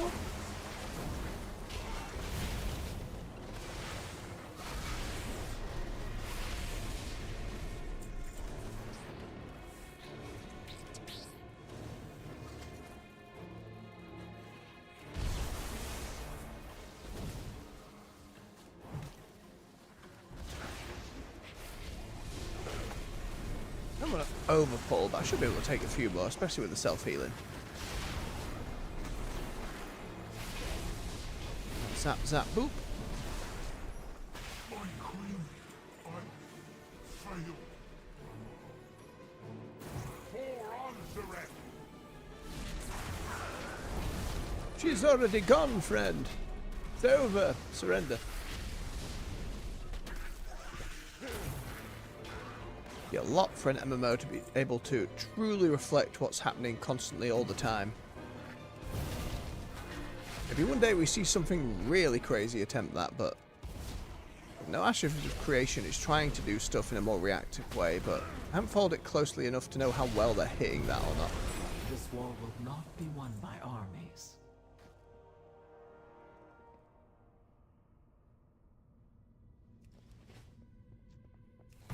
Ooh, get exploded. About there with the rested stuff, so what I'm gonna do, I'm gonna fly around. We can head back to Donegal from the Weaver's little portal. Oh, herb. And we can stay mounted. Hey, and there goes the rested.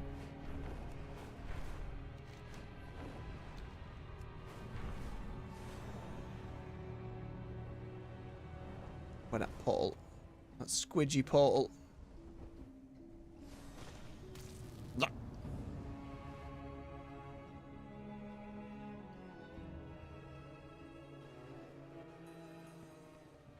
Right, now before I forget, I'm going to set my hearthstone here.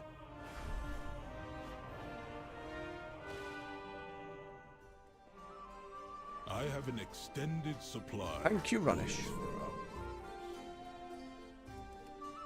Right. Run over, sell some junk. Slap stuff into the wall bank. My directive is to serve you. All the old stuff.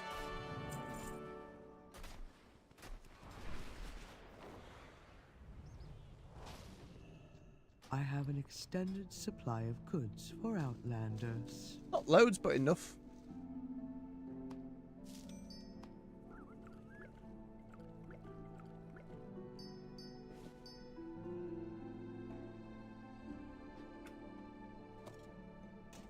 There we go. Return and Getting back to Kayla.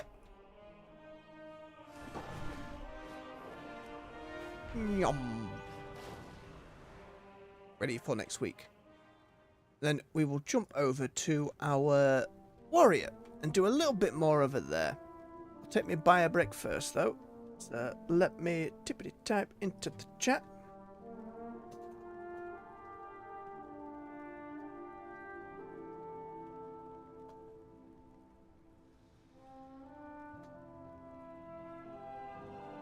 There we go.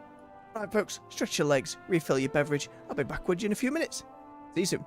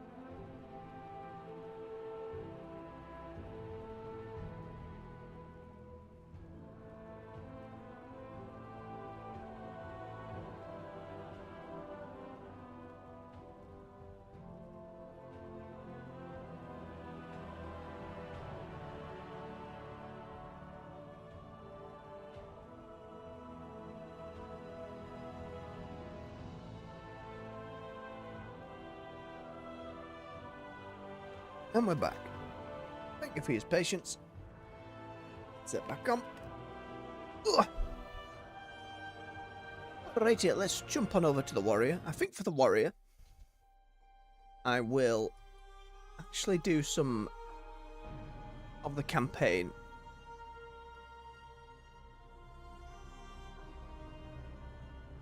Just because the early campaign is fighting the Rubians. I want to be skinning. Your home is Valdrakken as well. What am I doing? I also need to remember to use our elusive creature lure.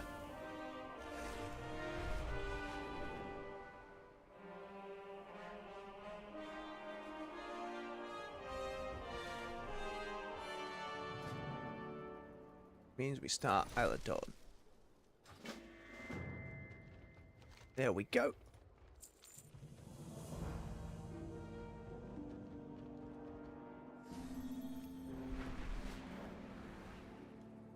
Oh, hang on. Do I have any traders tendy left to pick up? Hey, and some of the steampunk stuff. Let me just grab this while I'm here before I forget. What can I get? It was the orange hood and cloak bits that I was after next.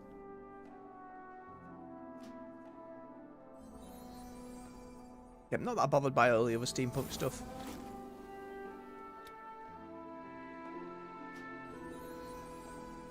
Do I have the 40 left then to grab those boots?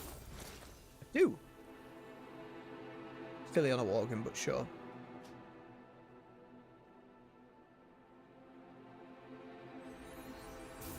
There we go. Safe travels, hero. Right, let's get ourselves over at Jaina.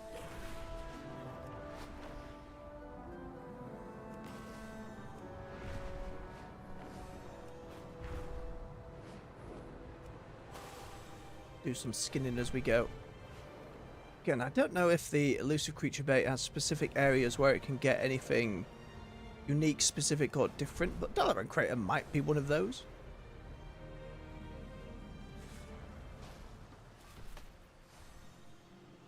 You never know. Excuse me.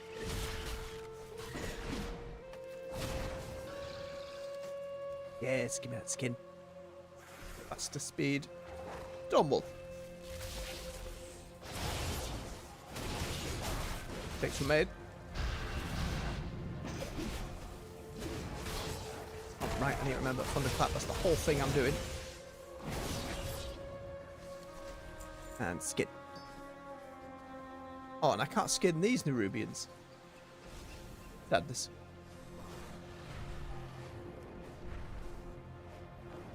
Alright, the city's crashed over. It's fun to now be on the other side of the epilogue of this. I know what must be done. No. We have to push forward or we'll be slaughtered.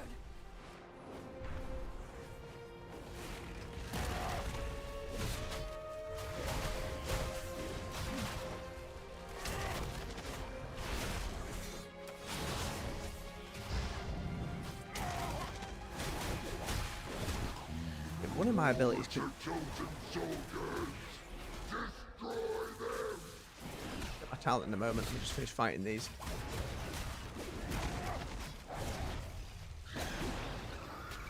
Big dragon shout. Bap, bap, bap. Oh, there it is. Big zap.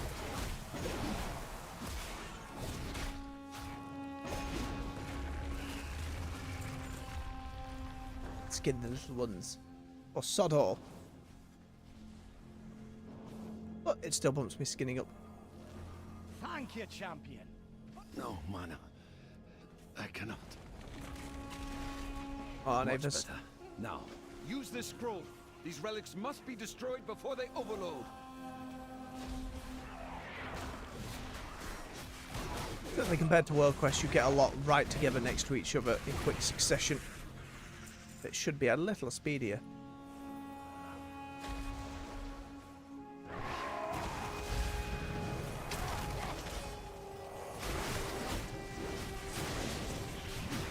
I still feel that in the lag. Wonder why. Yeah, nothing on my end seems to indicate that it's in dire peril by any means.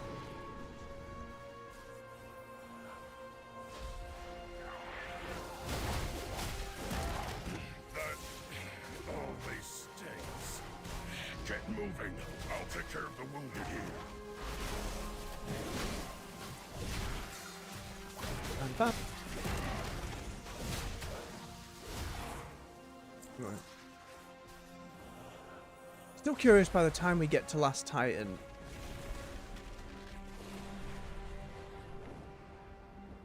If they'll continue in how they've done in the past, where help me stabilize this portal quickly. they want you to Excellent. My arcane go through guardians will hold Dragonflight, this area. and then you'll Help the just others. hit level 70, and then you'll go to the latest expansion, or if because they are focusing so much more on the story and getting folks involved and invested, will they have it so you then have to play through the War Within and then Midnight before you can Last Titan? Or will they just lower the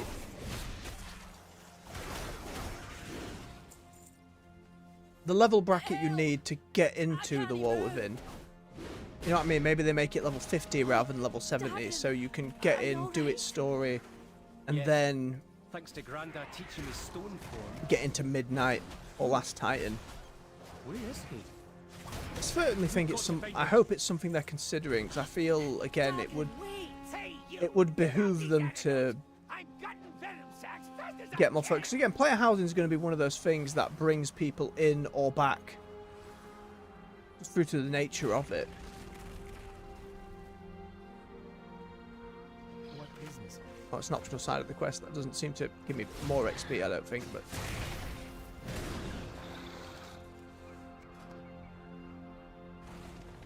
Fuel stamp, it's blood first, okay. One more Nerubian.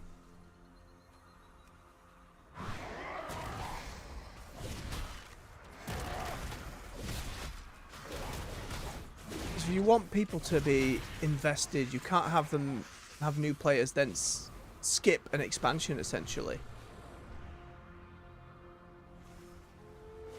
And I'm sure we'll get more throughout the year. A single spot can set the world aflame. What's done is done. Jaina, Thrall, we need help. Magni's in trouble. Didn't give me Follow it. me. Oh no, it Magni did. can't hold off Xerix much longer. Will you but fodder for my ascension? Die in Anzoret's name. Come and get some, you chitinous bastard! I'm sure it's cheating us, Bran. I'm sure it's cheating us. Ooh. Nice.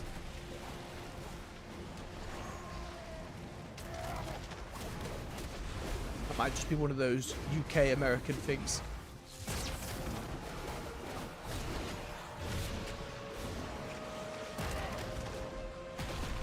Get off me, buggos.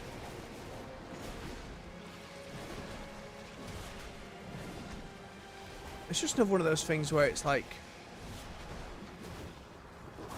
development resources, how much can you spend on lining up the different expansions, and certainly when you look at the older stuff, I've said it before, you always want them to go back and make some kind of story playthrough possible where you're not missing out on each expansion and it's much more streamlined, and maybe you get some of the raids as well. Even if it's a story mode type thing where it's not all the mechanics. You want to see some of that story, because for a new player coming in, like if you've never done the Lich King story, how are you meant to take that in? You know?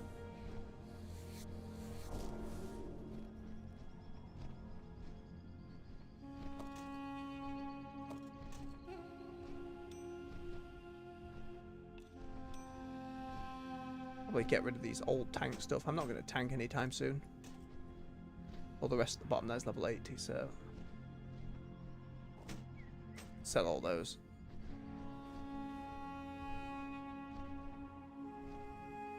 I have work to do. The edicts mandate that I defend the core way. I must return to Dornegal. It's alright, I'll fly over myself. My storm riders will gather the rest of the survivors. Yum. Now, take flight.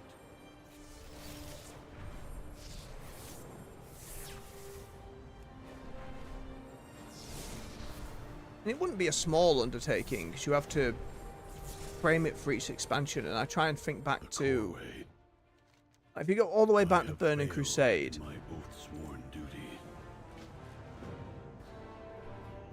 What was the story of Hellfire Peninsula? You know, other than we're just fighting some demons and making our way through the portal, like, the intro to it's fine, but... Especially when you compared it to, like, doing so again in, WoD, or how we'd fight the Legion in Legion.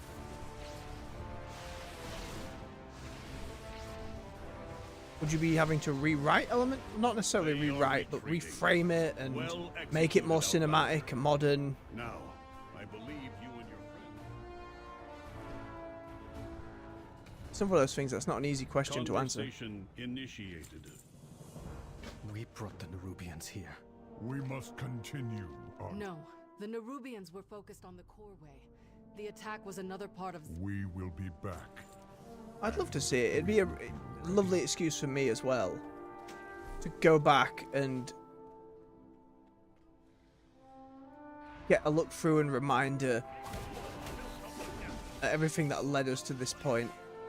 Edicts, oath sworn. It all sounds daft to me. How far we go, Bagney?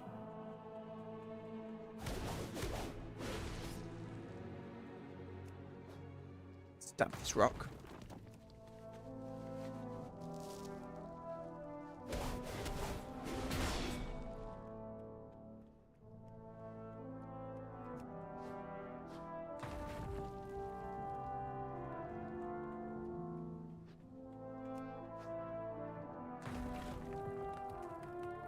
Mainly because I'd love for new players to be invested in the lore, and one of the ways to do that is, of course, to have reasonable ways for folks to go back and look at the old stuff that isn't just reading wiki articles or watching YouTube videos.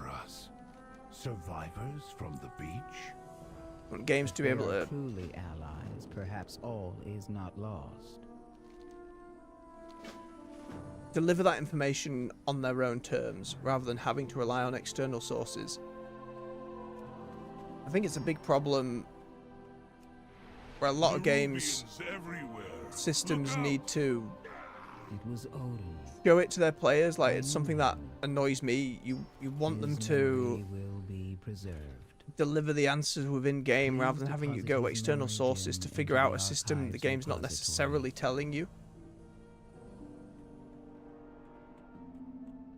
Speak and be heard.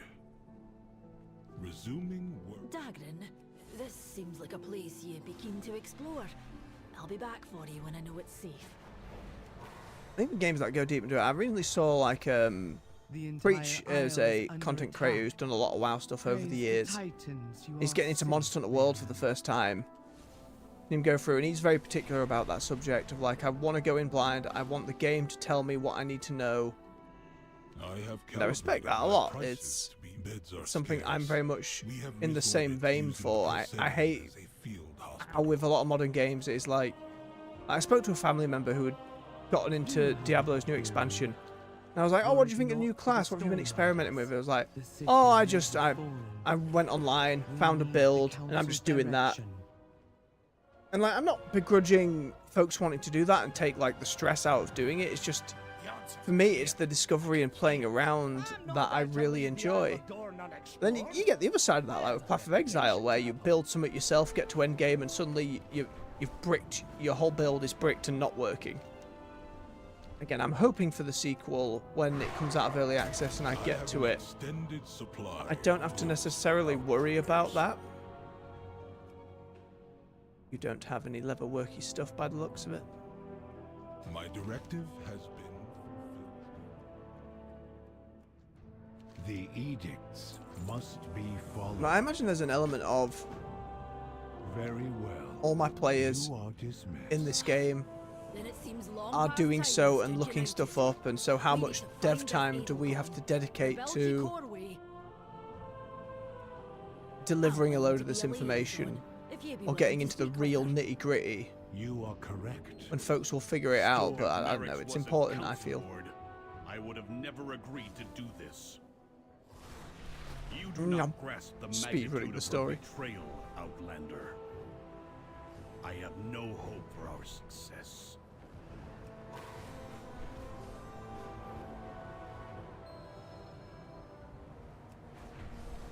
That was another of those similar discussions to how hand-holdy do you want a game, how tutorialized do things need to be to understand all said systems. That's the other end of the spectrum, is when you overdo it.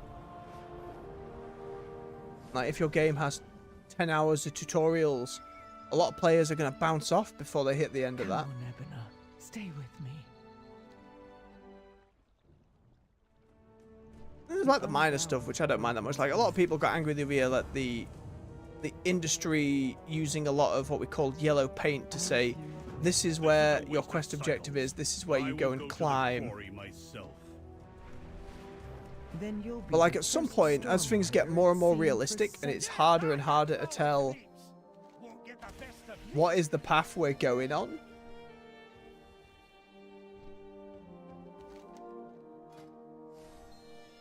All right, let's do this.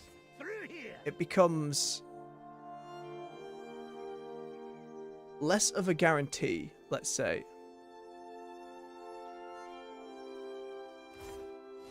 Part on the gathering one for Bran.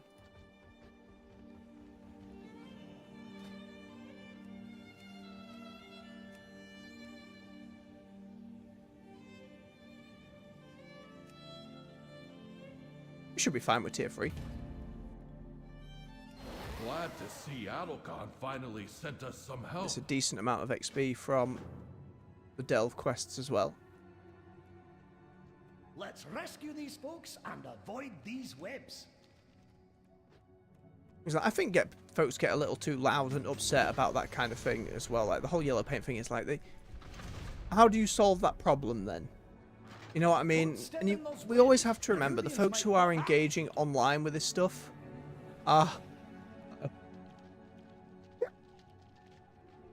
just hit mute in time. Big sneeze. Oh, goodness me. But the folks who engage online with this stuff are the ones who are the most in it, invested, and are likely to know all these things. You've got to remember, for someone, it could well be their first game. And that stuff's confusing. If you've ever given a controller to someone in an older generation, and the idea of moving with one stick and moving a camera with the other is... it's alien, almost, at that point. It's so hard to think about the time when you didn't know, or I didn't know, how any of this stuff worked in games. Like, WoW will never be at the place where, and by extension MMOs, where I don't know what this all... You know, this is a hotbar. I have abilities where I put them on here and I can press the buttons and then things go. You know what I mean? Something as simple as that. Someone will look at this and go, I don't know. I don't get it. And I don't necessarily want to get it, you know? That's everyone here. So it's how do you do that balancing act in a way that is still fun and engaging for players? It's going to vary game by game and genre to genre. It's like we were talking about with like trying to rebuild the RTS genre and do it modern. How do you not start with a tutorial that is like, click this builder, gather this resource, have them build a house, then go over and build a barracks. Like, it is always that. How do we change it, is the question. And I'm not the fella answering. I'm the streamer who's just going to sit here and pontificate in the background.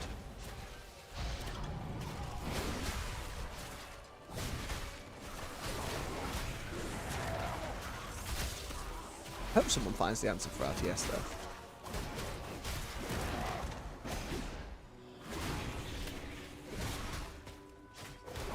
Don't you run away.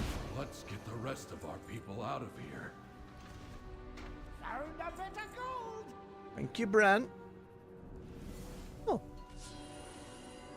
Nice. Like the gathering thing he has? Big mushroom. This might actually be quite dangerous for me.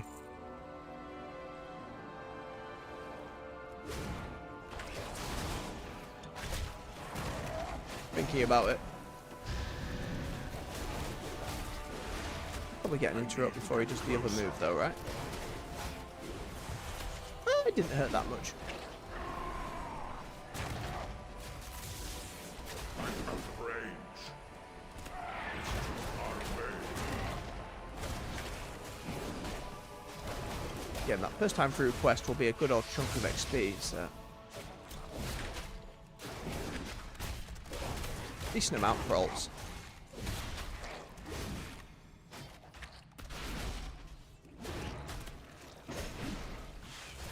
I need to get closer. I'm out of range. Don't even know what bounced me, but it did. I need a target. I wish this thunderclap thing, when it procced, would remove the cooldown, so I could just hit it each time. I feel like I'm meant to be hitting thunderclap now whenever it's off cooldown.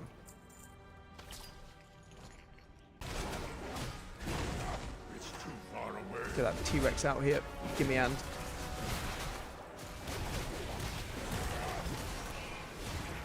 Near web bolts.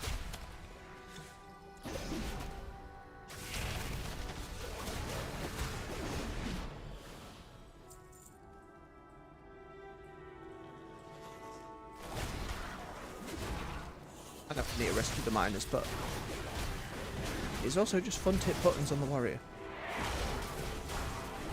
Batter stuff.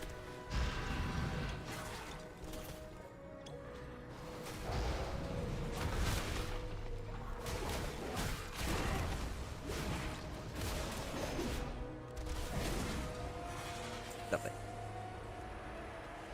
Except Bran was at level 49 as there. Is 50 or 60 the max? I can't remember.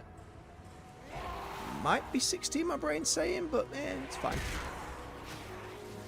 Certainly won't get him to 60 before that point, but given that Undermine isn't resetting him, I assume it's just gonna keep leveling him up in there. We'll eventually max him out over the course of the war we've been.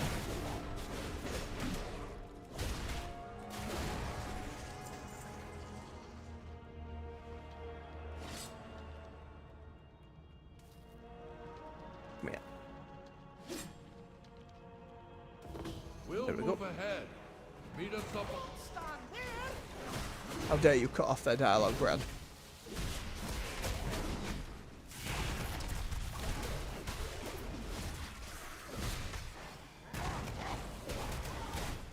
I was looking at this character and realising, oh yeah, I called him Wolf Satan because I was young. I'd just gotten into Dragon Ball. He was a werewolf, so obviously. Very silly. I don't know what I'd call them these days. I don't care enough to warrant a name change. That seems excessive.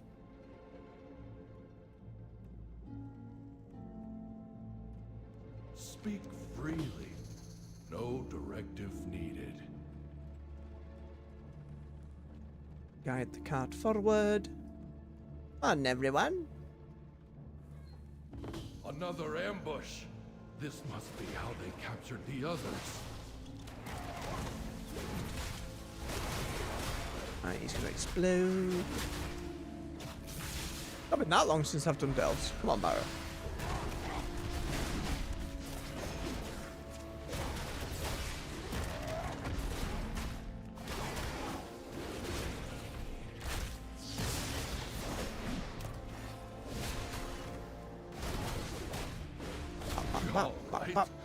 New directive first. You take out the Nerubians ahead, and we'll follow behind. Aye, aye.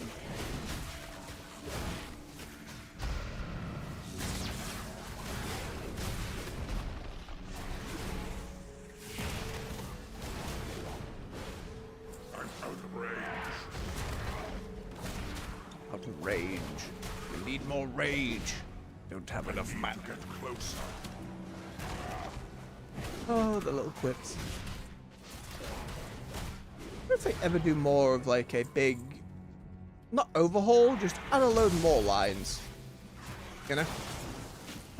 Be a lot for every single character of the race. I don't know how the old ones compare to new ones. If the new ones were just let us hit the same number of lines on everything. They have the same number of jokes, the same number of taunts, the same number of I know there's a better word for it than quips, but like there is a word.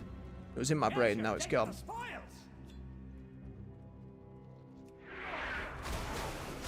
So I'd be very curious how that all lines up across the different classes and allied races and all that. Yeah, not something that's probably high on the list of Blizzards to do, but it's been a long time. The treasure room is up ahead.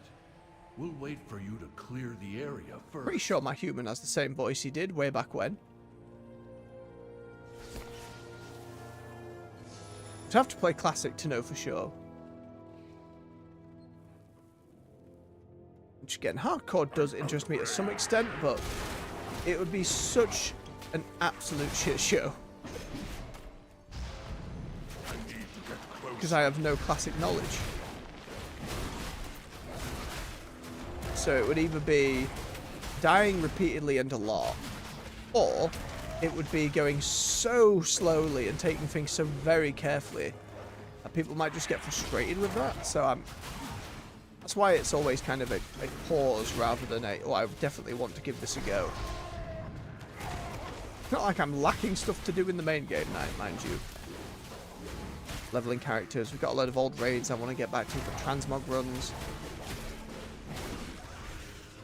All old expansions, like Shadowlands still has every other covenant other than Kyrian, and even then on the Kyrian I didn't exactly explore everything. But until they fix like entries to Shadowlands, other than like a new character going through it, it still seems like it's a little balked. Maybe a little's not putting it fairly, a lot balked.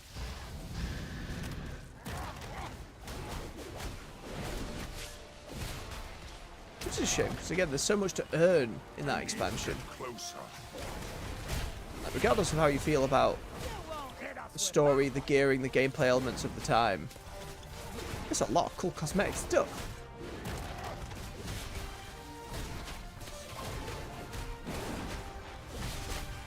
I'll have to do a little bit of research. What is the best way to unlock all this stuff as well?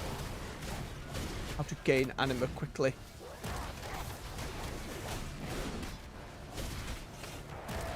But it's not like we're lacking for guides on such things. There's always somebody else coming back to it, making new ones.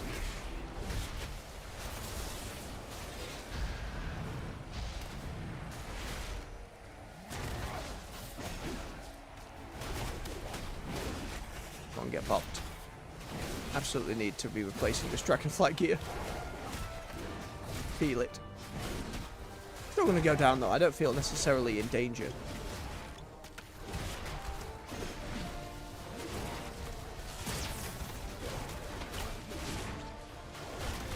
But I just love some kind of roguelike tower.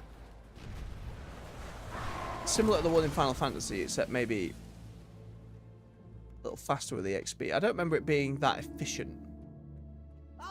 Just a way to fight stuff and keep going and leveling. Delves kind of fit that, but not in the set. Like, I wouldn't do this and then be like, right, we're going to go to the entrance and we're going to run it again. You know what I mean? Like, that's not exactly either efficient or necessarily that fun. Oh, I at least think can drop vaults. Was unaware.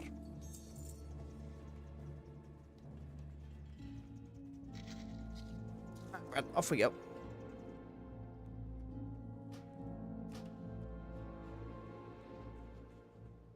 You'll find me. There you are. To explore out there, and you know me, can't resist a good cave. Aye, Bran, just remember not to stand in them, you'll be fine. Keeper's beard. The quarry is overrun with Fungarians. Go where? And whose fault is that? Your edict is to protect the Isle, not just the city, and not just the Oathsworn.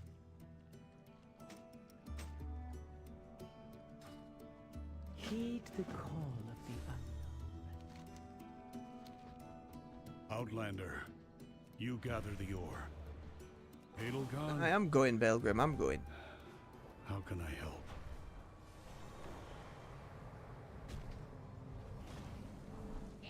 And murder the mushrooms.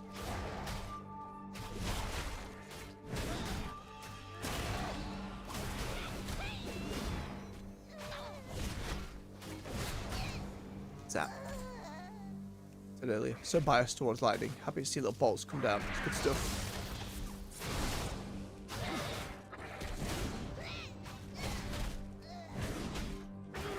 Let me skin. Then a distinct lack of skinning. No, it's mining because it's made of stone. Right, right.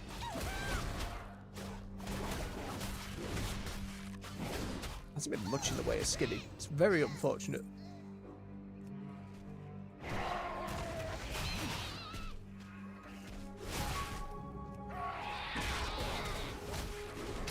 I think I'm alright taking all these.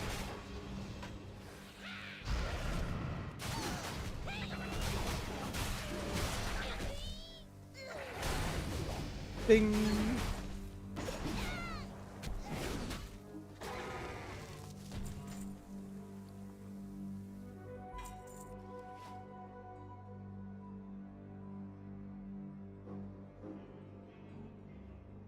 More lightning, yes please.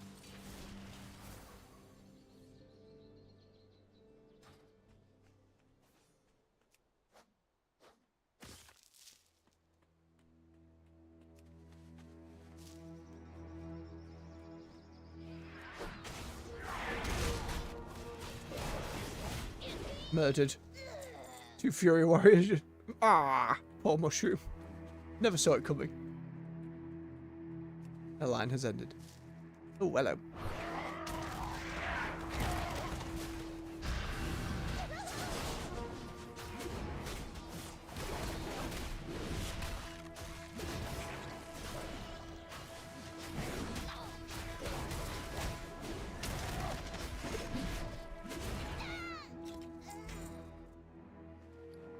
We get there. Upgrade. Decent upgrade. Very nice.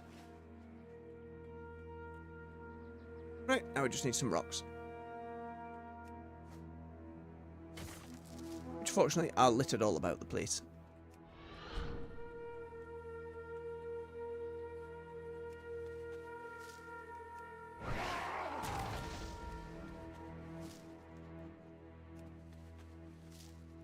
Four more.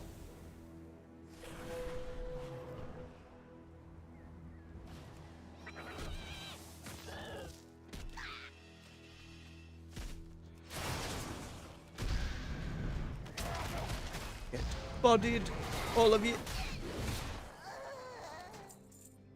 Lovely. On we go, quick and snap it.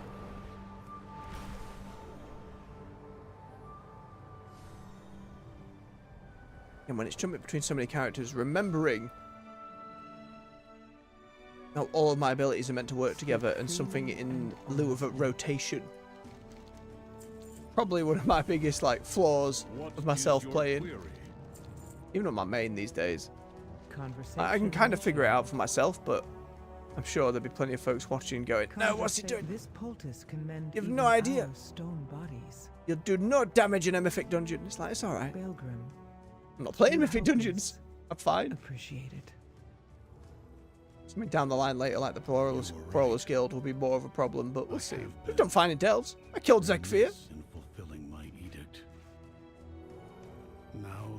Mind you, the Paladin's one thing, every other class is another matter entirely.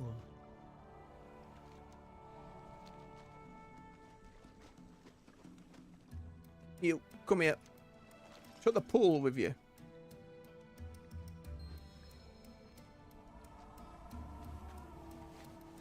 Good. Now for Ebona. She's fading. My storm rook can take her to Dornagal. Huh. Perhaps the healers there can help. Sometimes NPCs randomly have a little bit of stuff.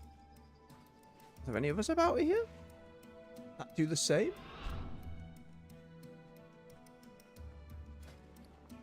Nope, just an obscenely expensive cauldron. 57k. One-time use as well, or once you have a cauldron, can you just make the cauldron stuff, I wonder? Something to discover on our alchemist at some point. But like that still seems like an obscene amount of gold. And over a lot of people, like I saw when they'd post about transmog stuff on the WoW social media, on the YouTube channel. They occasionally do community posts. The mountain And people saying, oh, transmog's so expensive. 500, 800 gold a time is too much. And then people going, what do you mean expensive? How is that expensive? How do you have no money in this game? And it's, never ridden one. you know, How difficult can it? that's one of those things. Don't you judge the person behind you, I suppose. I've always been very WoW poor.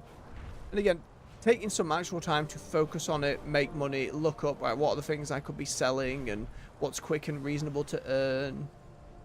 Or even if I was just all the materials we've gotten over the course of this expansion, so if I was selling them rather than using them at craft, I'd probably have a bit, but I wouldn't have loads. The coreway must be protected. Well, that was a lovely chunk of XP.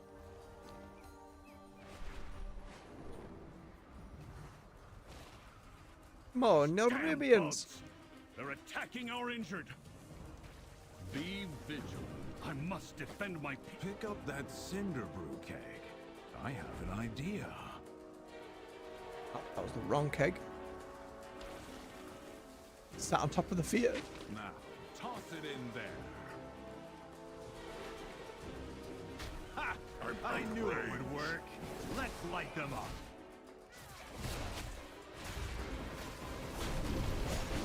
He exploded, spider.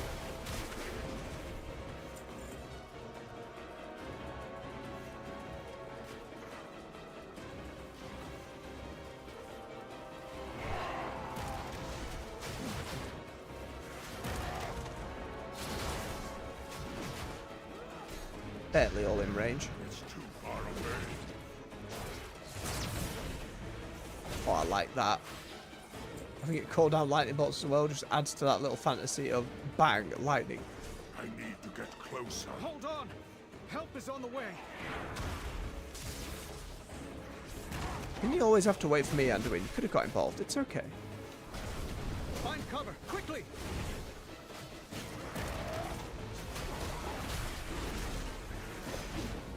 Stab, stab, swing.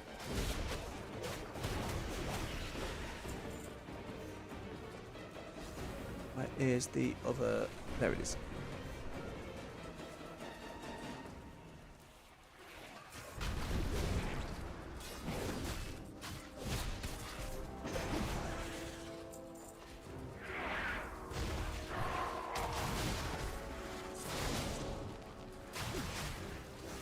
Did this one randomly have like greeny fell energy almost?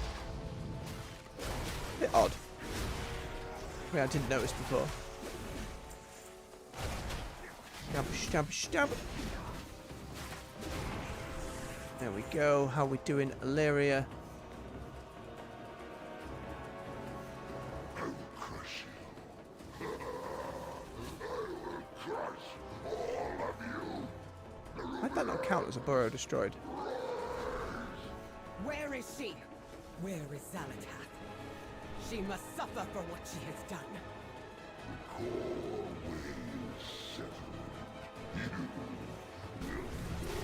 Maybe I just didn't hit it head on the first time? Question mark?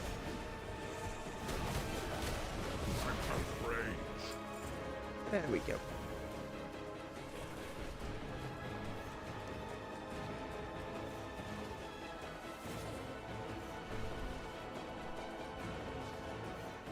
Communication and sorry.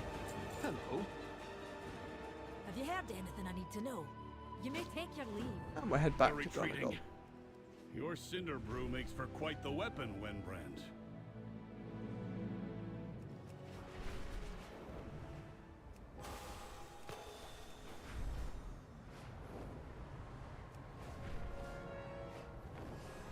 Get this turned into a lease as well while we're here. I am listening. A Shah fell out. And a loom be with you. I am glad you're back, Adelgon. The Council is needed here in Dornagol more than ever.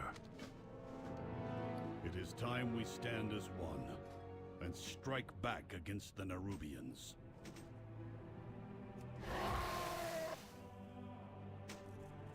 Become a good way of gearing him up a little bit. Starting to have most of our dragonflight stuff replaced with leveling stuff. Chunky earthen weapons. Nearby Tarib and Garib to sell some of our junk. I have calibrated my prices to be reasonable.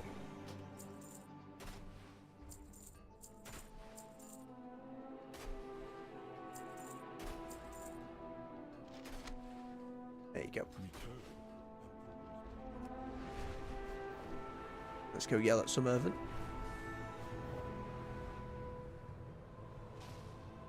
Communication in... Do the work. Communication in... It's a really efficient way to get people to do stuff. Run up them with a piece of paper, chuck it at their face and run away.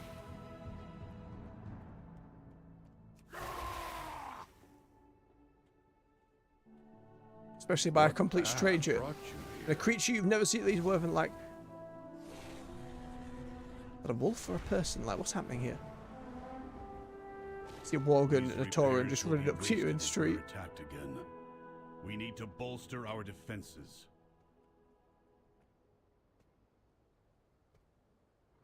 I bid you welcome. That's the apocalypse, not apocalypse I want in the real world. I don't want a zombie invasion or some garbage like that. Have dragons burst force, open a fantasy portal, and suddenly all these crazed things are all happening at once. And maybe we'll be fine and work together. Fly high. Meet me outside the Storm Perch. We will rally the Storm Riders and protect the Unbound. Yep. What's down there? A carving knife? Well, I could do with one of those.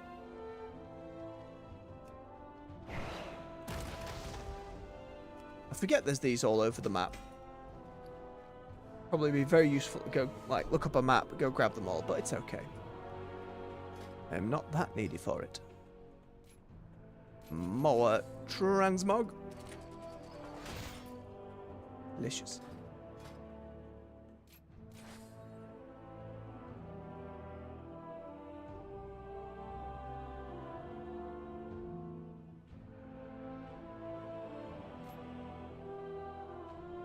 I think I wanted this one just to get more rare materials quicker.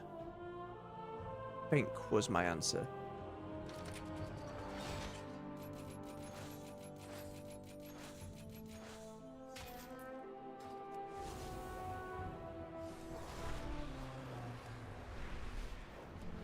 I think we go do this follower dungeon, then we'll call it for the morning. Shouldn't it take us that long?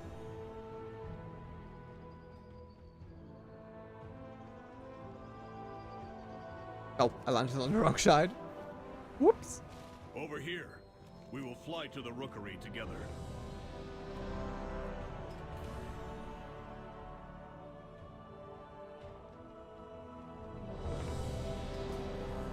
In we go.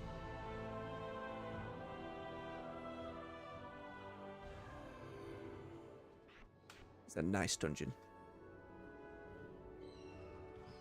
Before us stands the Storm Perch, Outlander. It is I know, I'm going for it. and rookery for all Storm Riders. This is highly irregular. Why are these Storm Rooks tethered here? Thank the Titans who are here. The Storm Perch has been breached, and the Storm Riders corrupted. I need to get closer. Hurry! Any skin in? Free No. these Storm Rooks, Denied we again. can fly there and try to end this madness. Coratite! What are you... Outlander, with me.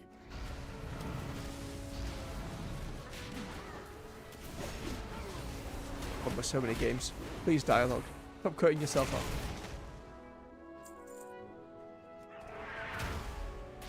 I think we can take a load of them. Be silly with it. See what happens.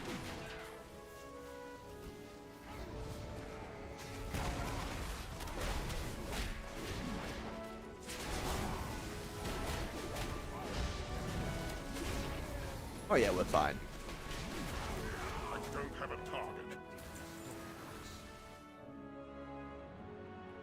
Be free, birds. While you go to the roosts, I will distract them here. We can link up later.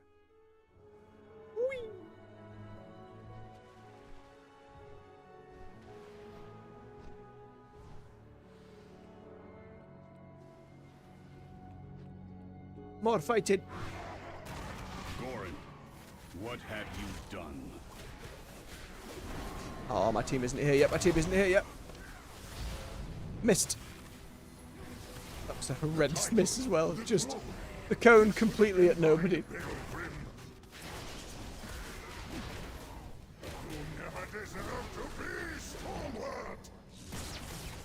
I left Goran, my second, in charge of the storm bridge when I left to investigate your Dalaran's crash.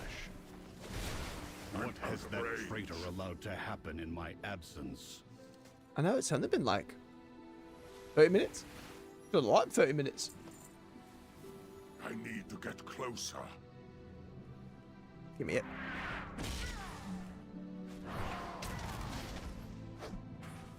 It's too far away. I'm out of range. Maybe I don't pull the entire other side as well. Might be a problem.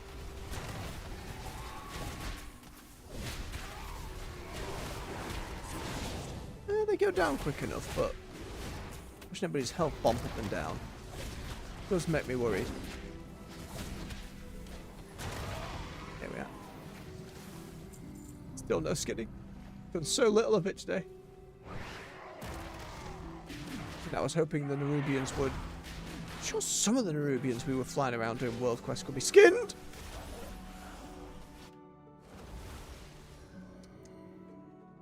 It's fine. Nobody saw. It's not here in perpetuity or nothing. It'll all be fine. Nice, by the way, compared to a regular follower dungeon, it is very specifically earthen rather than, you know, the adventurer party we tend to get, not like rotated list of characters. I can't remember if there was many more dungeons that were full story like this and not just with those group of followers. I think this might be the only one. I hope they do more of it. Alright, Belgrim. This time I will be safe. We're going to pull that second pack though. Charge back at me. Slide.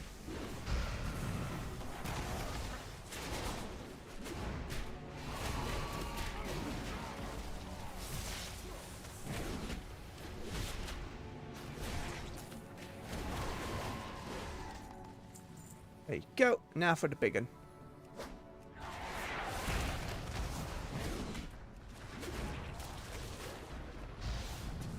I need to get closer. That was dumb. Just a shiny button and therefore I hit it. We're better than this.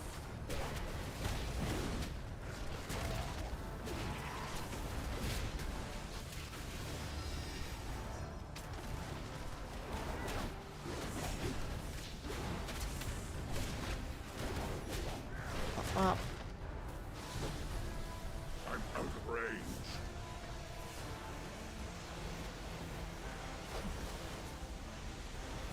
Rest well, Kyrios. You deserved a better rider than Goran. I will deactivate Goran myself for this sacrilege.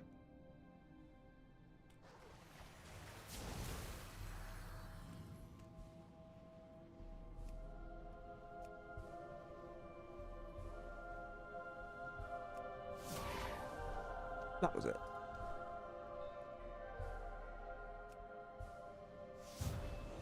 Ow. Don't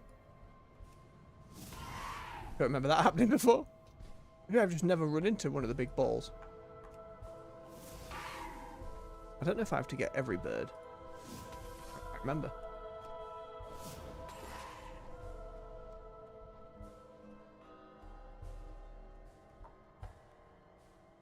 Oh, we're all down here now, so. Finally, I thought I'd have to fight Goran on my own. Come, Outlander. We will press forward and rescue who we can.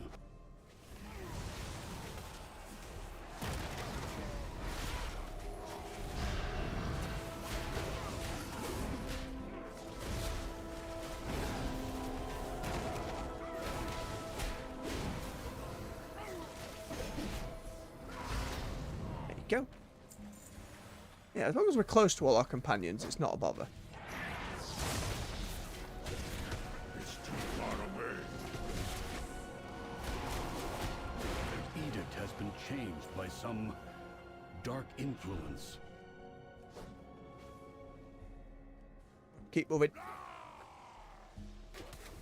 Belgrim literally shaman tanking. I need to get closer.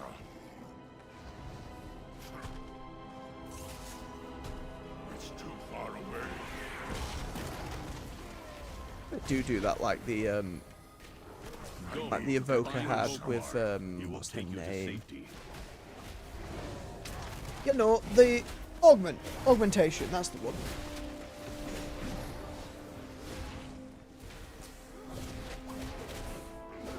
It would be nice to see them just chuck specs in. Obviously, it's a bit of a balancing nightmare. Just adding another one into the list. Do not envy the position the balance team has often left him. Number of classes times as many specs. It's be a bloody nightmare. That's the other side of it. Players are never going to be happy on the one hand because nobody likes being nerfed even when they're necessary. And when you've got so many classes and stuff, having them all tuned up to be about the same level when they all can function so very differently, especially between your melee and your ranged. And you're trying to design fights to work with both, and ooh.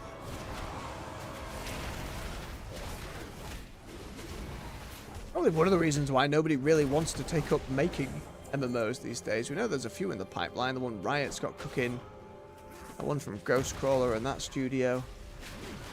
Obviously, Ashes of Creation is still trundling into its various alpha phases, but again, I haven't really done a deep dive on it, so I wouldn't know quite exactly how combat and whatnot lines up. I need to get closer.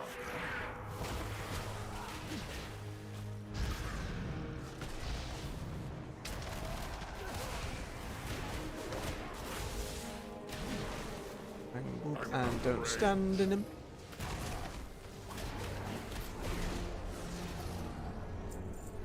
Lovely. Onward we go.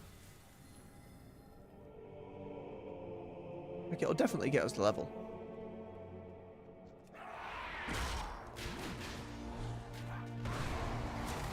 Come then, face me. I will stand proud on the debris of your corpse. Fun that they even get to call each other's corpses debris. It's too far away. Give me some plate. I command this rookery by right.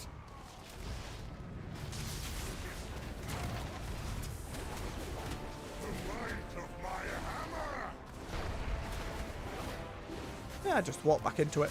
Thrust by my power.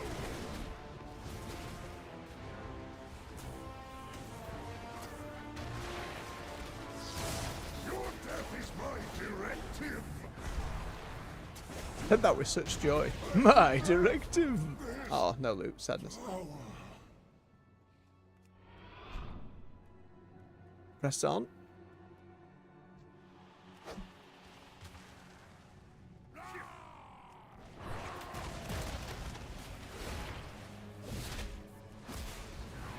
I'm out of range. I need a target. The same dark magic that was emanating from the Storm Riders is more powerful here. I do not like that it feels Oh darker my than god, I just colder landed as on we a go bit of down. driftwood. But there are more survivors to rescue. Are you The joking? lift is out. If we want to keep going, we will have to go down the Storm I Rider wonder if way. that still happens to folks Follow who me. are regularly going through this dungeon, who have gone so mythic, drop down, and then suddenly gone.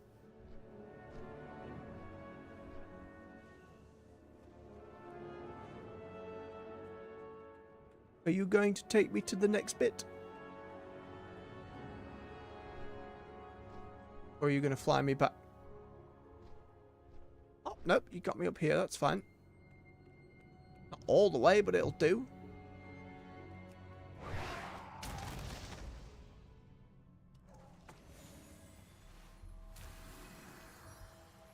Wait, did I didn't pick up the feather. Crap. I'm gonna die again. Just bit by bit. It's fine. All the NPCs like this player. This guy. Making us walk all the way up. We were fine. We never make mistakes where we land on bits of driftwood. We never will. We might be slow sometimes, or... You know. I mean, to be fair, it's hard to give them any criticism past the couple of times where a boss fight's gone a little bit awry.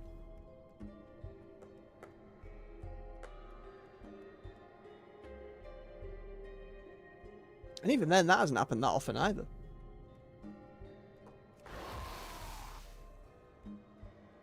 But this time, we don't land on the driftwood. Would be the goal.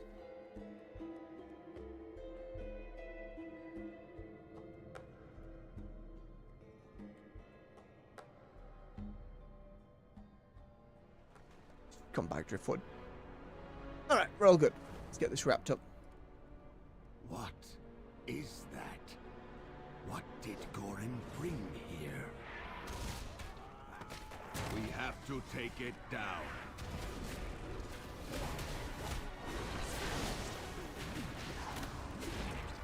The implication is he brought a giant rock monster here.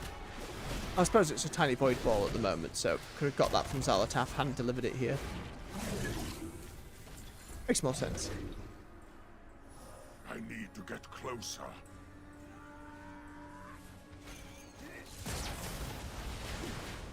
Get lightninged. Mine and theirs. It's too far away.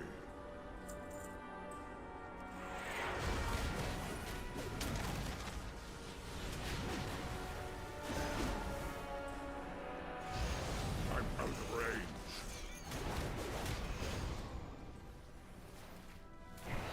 Groups. Take out the creatures channeling on that core. It's too far away.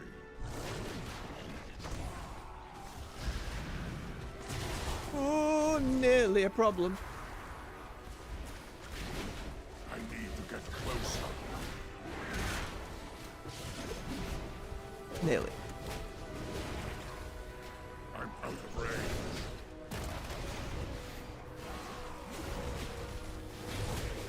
Oh, everybody's looking a little bit spicy. Belgrim's dead. Combat res, shaman. Combat res!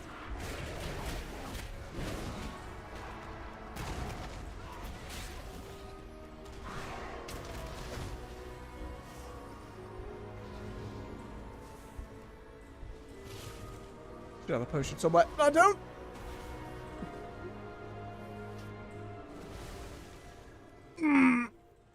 If you're gonna... Then shaman abilities, they can... Shaman have a combat rest, don't they? Am I mad? Do they not? I can't believe this. Follow a dungeon have managed to bugger it twice now.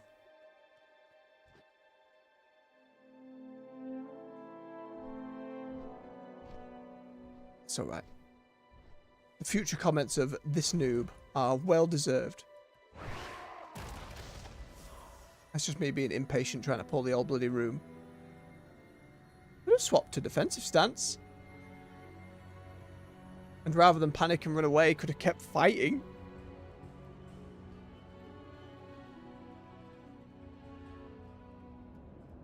Oh, we don't need to go this way. We need to go the other way.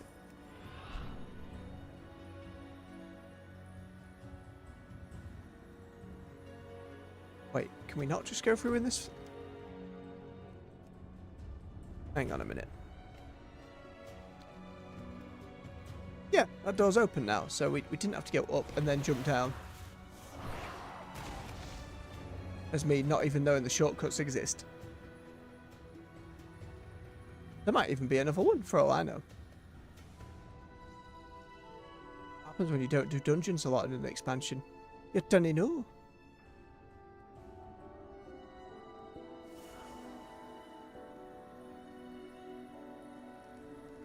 Why are they also so much slower than the player character as well? It's not like I'm sprinting constantly.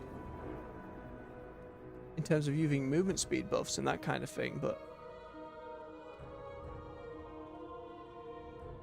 maybe something where if player is X number of feet ahead, they get a little bit of a speed bump. I suppose they just teleport to me. Hard to argue with that, but that's only when you get to like the real, like, furthest away. Don't hit the driftwood. Oh my god. Nearly beefed it again.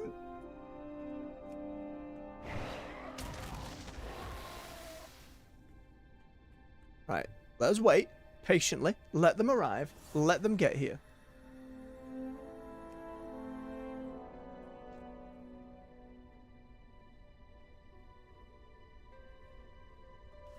It's too far away. Oh, and it's just a stun. I swear they did damage. Curse you, garbage memory. I don't have a target.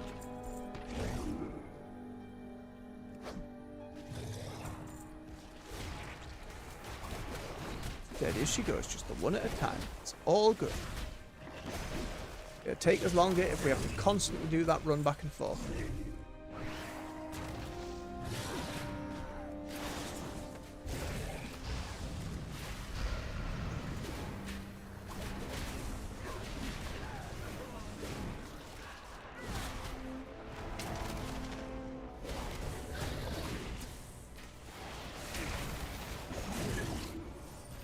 There we are, last group.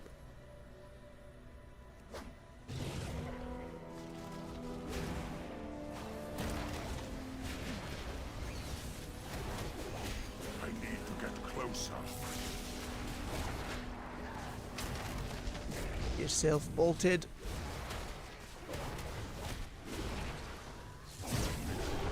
Ding! No matter. We must destroy it.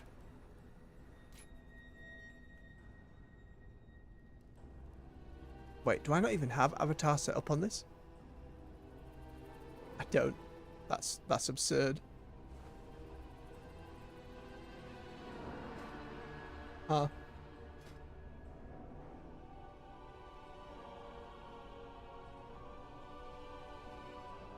Huh.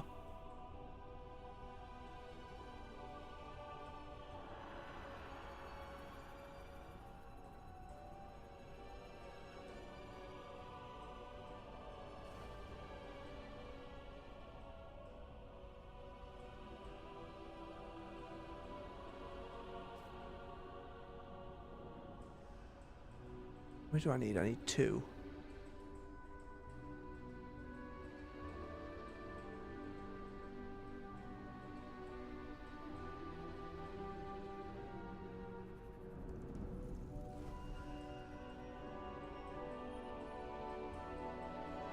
I guess we get rid of Shockwave then. Oh no, I need a 3rd. God damn it.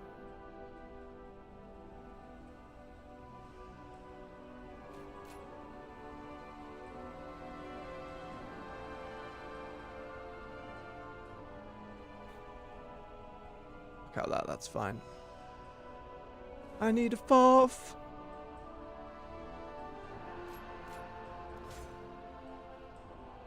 Crap. I just like having the dragon. I like yelling at things.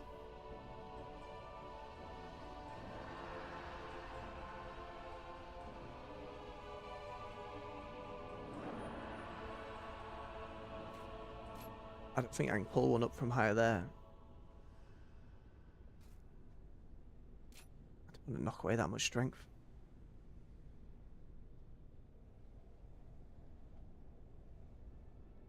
You just make the cooldown longer on it. That's fine.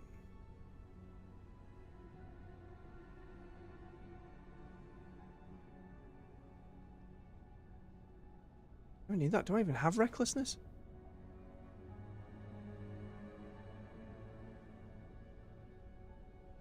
I don't.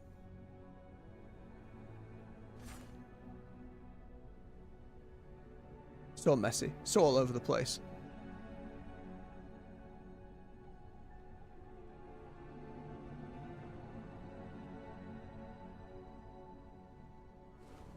think it was a starting thing. I can't remember. No, I made it myself. Of course I did. That's why it's garbage.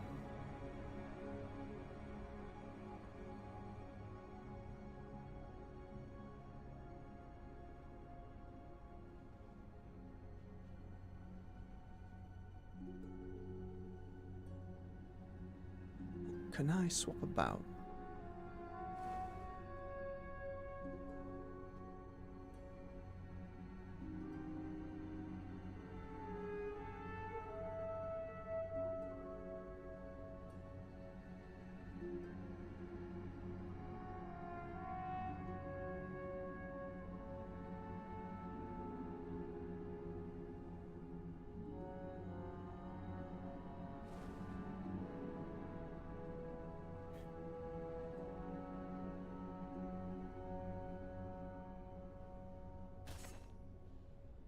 Okay. That should all line up fine.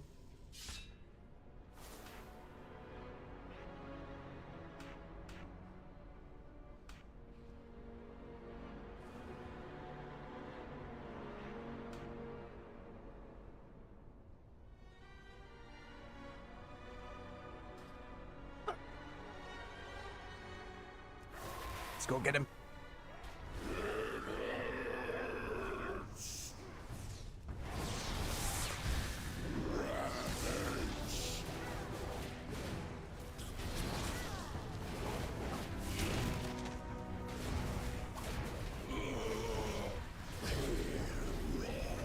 They got bodied immediately.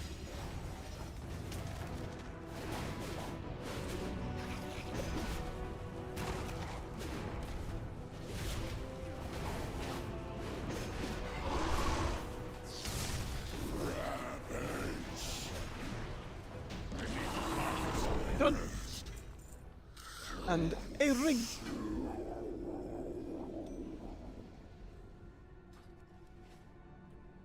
There we go. Right, we'll leave that there. Return to the council. I must report to them. Forgotten that this whole Thunder thing requires you to use Avatar. I'm like, God damn it.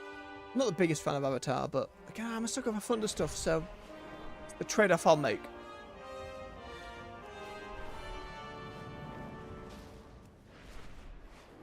Trying again, it's just remembering every other class. I've tracked the Nerubians to and said hero talents at the same time. They must be after the Cinder Brew.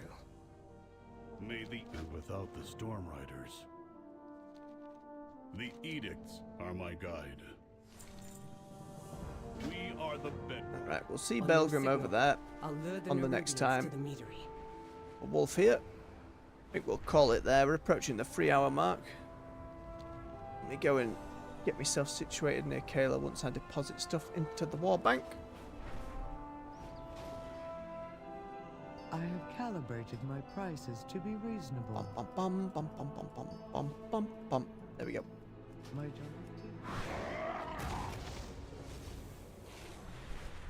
Fellows junk. My directive is to serve you. Lovely stuff. Alright. With that then, folks, I think I will say thank you very much for watching. Those of you who've come along live, those who watch later, cheers for giving me your time. Enjoyed yourselves, hit that like button for me. That'll push these videos through the algorithm so more folks can come hang out and join us, play some games together, chill in these Warcraft mornings, and grow this community. Subscribe for more content here on the channel.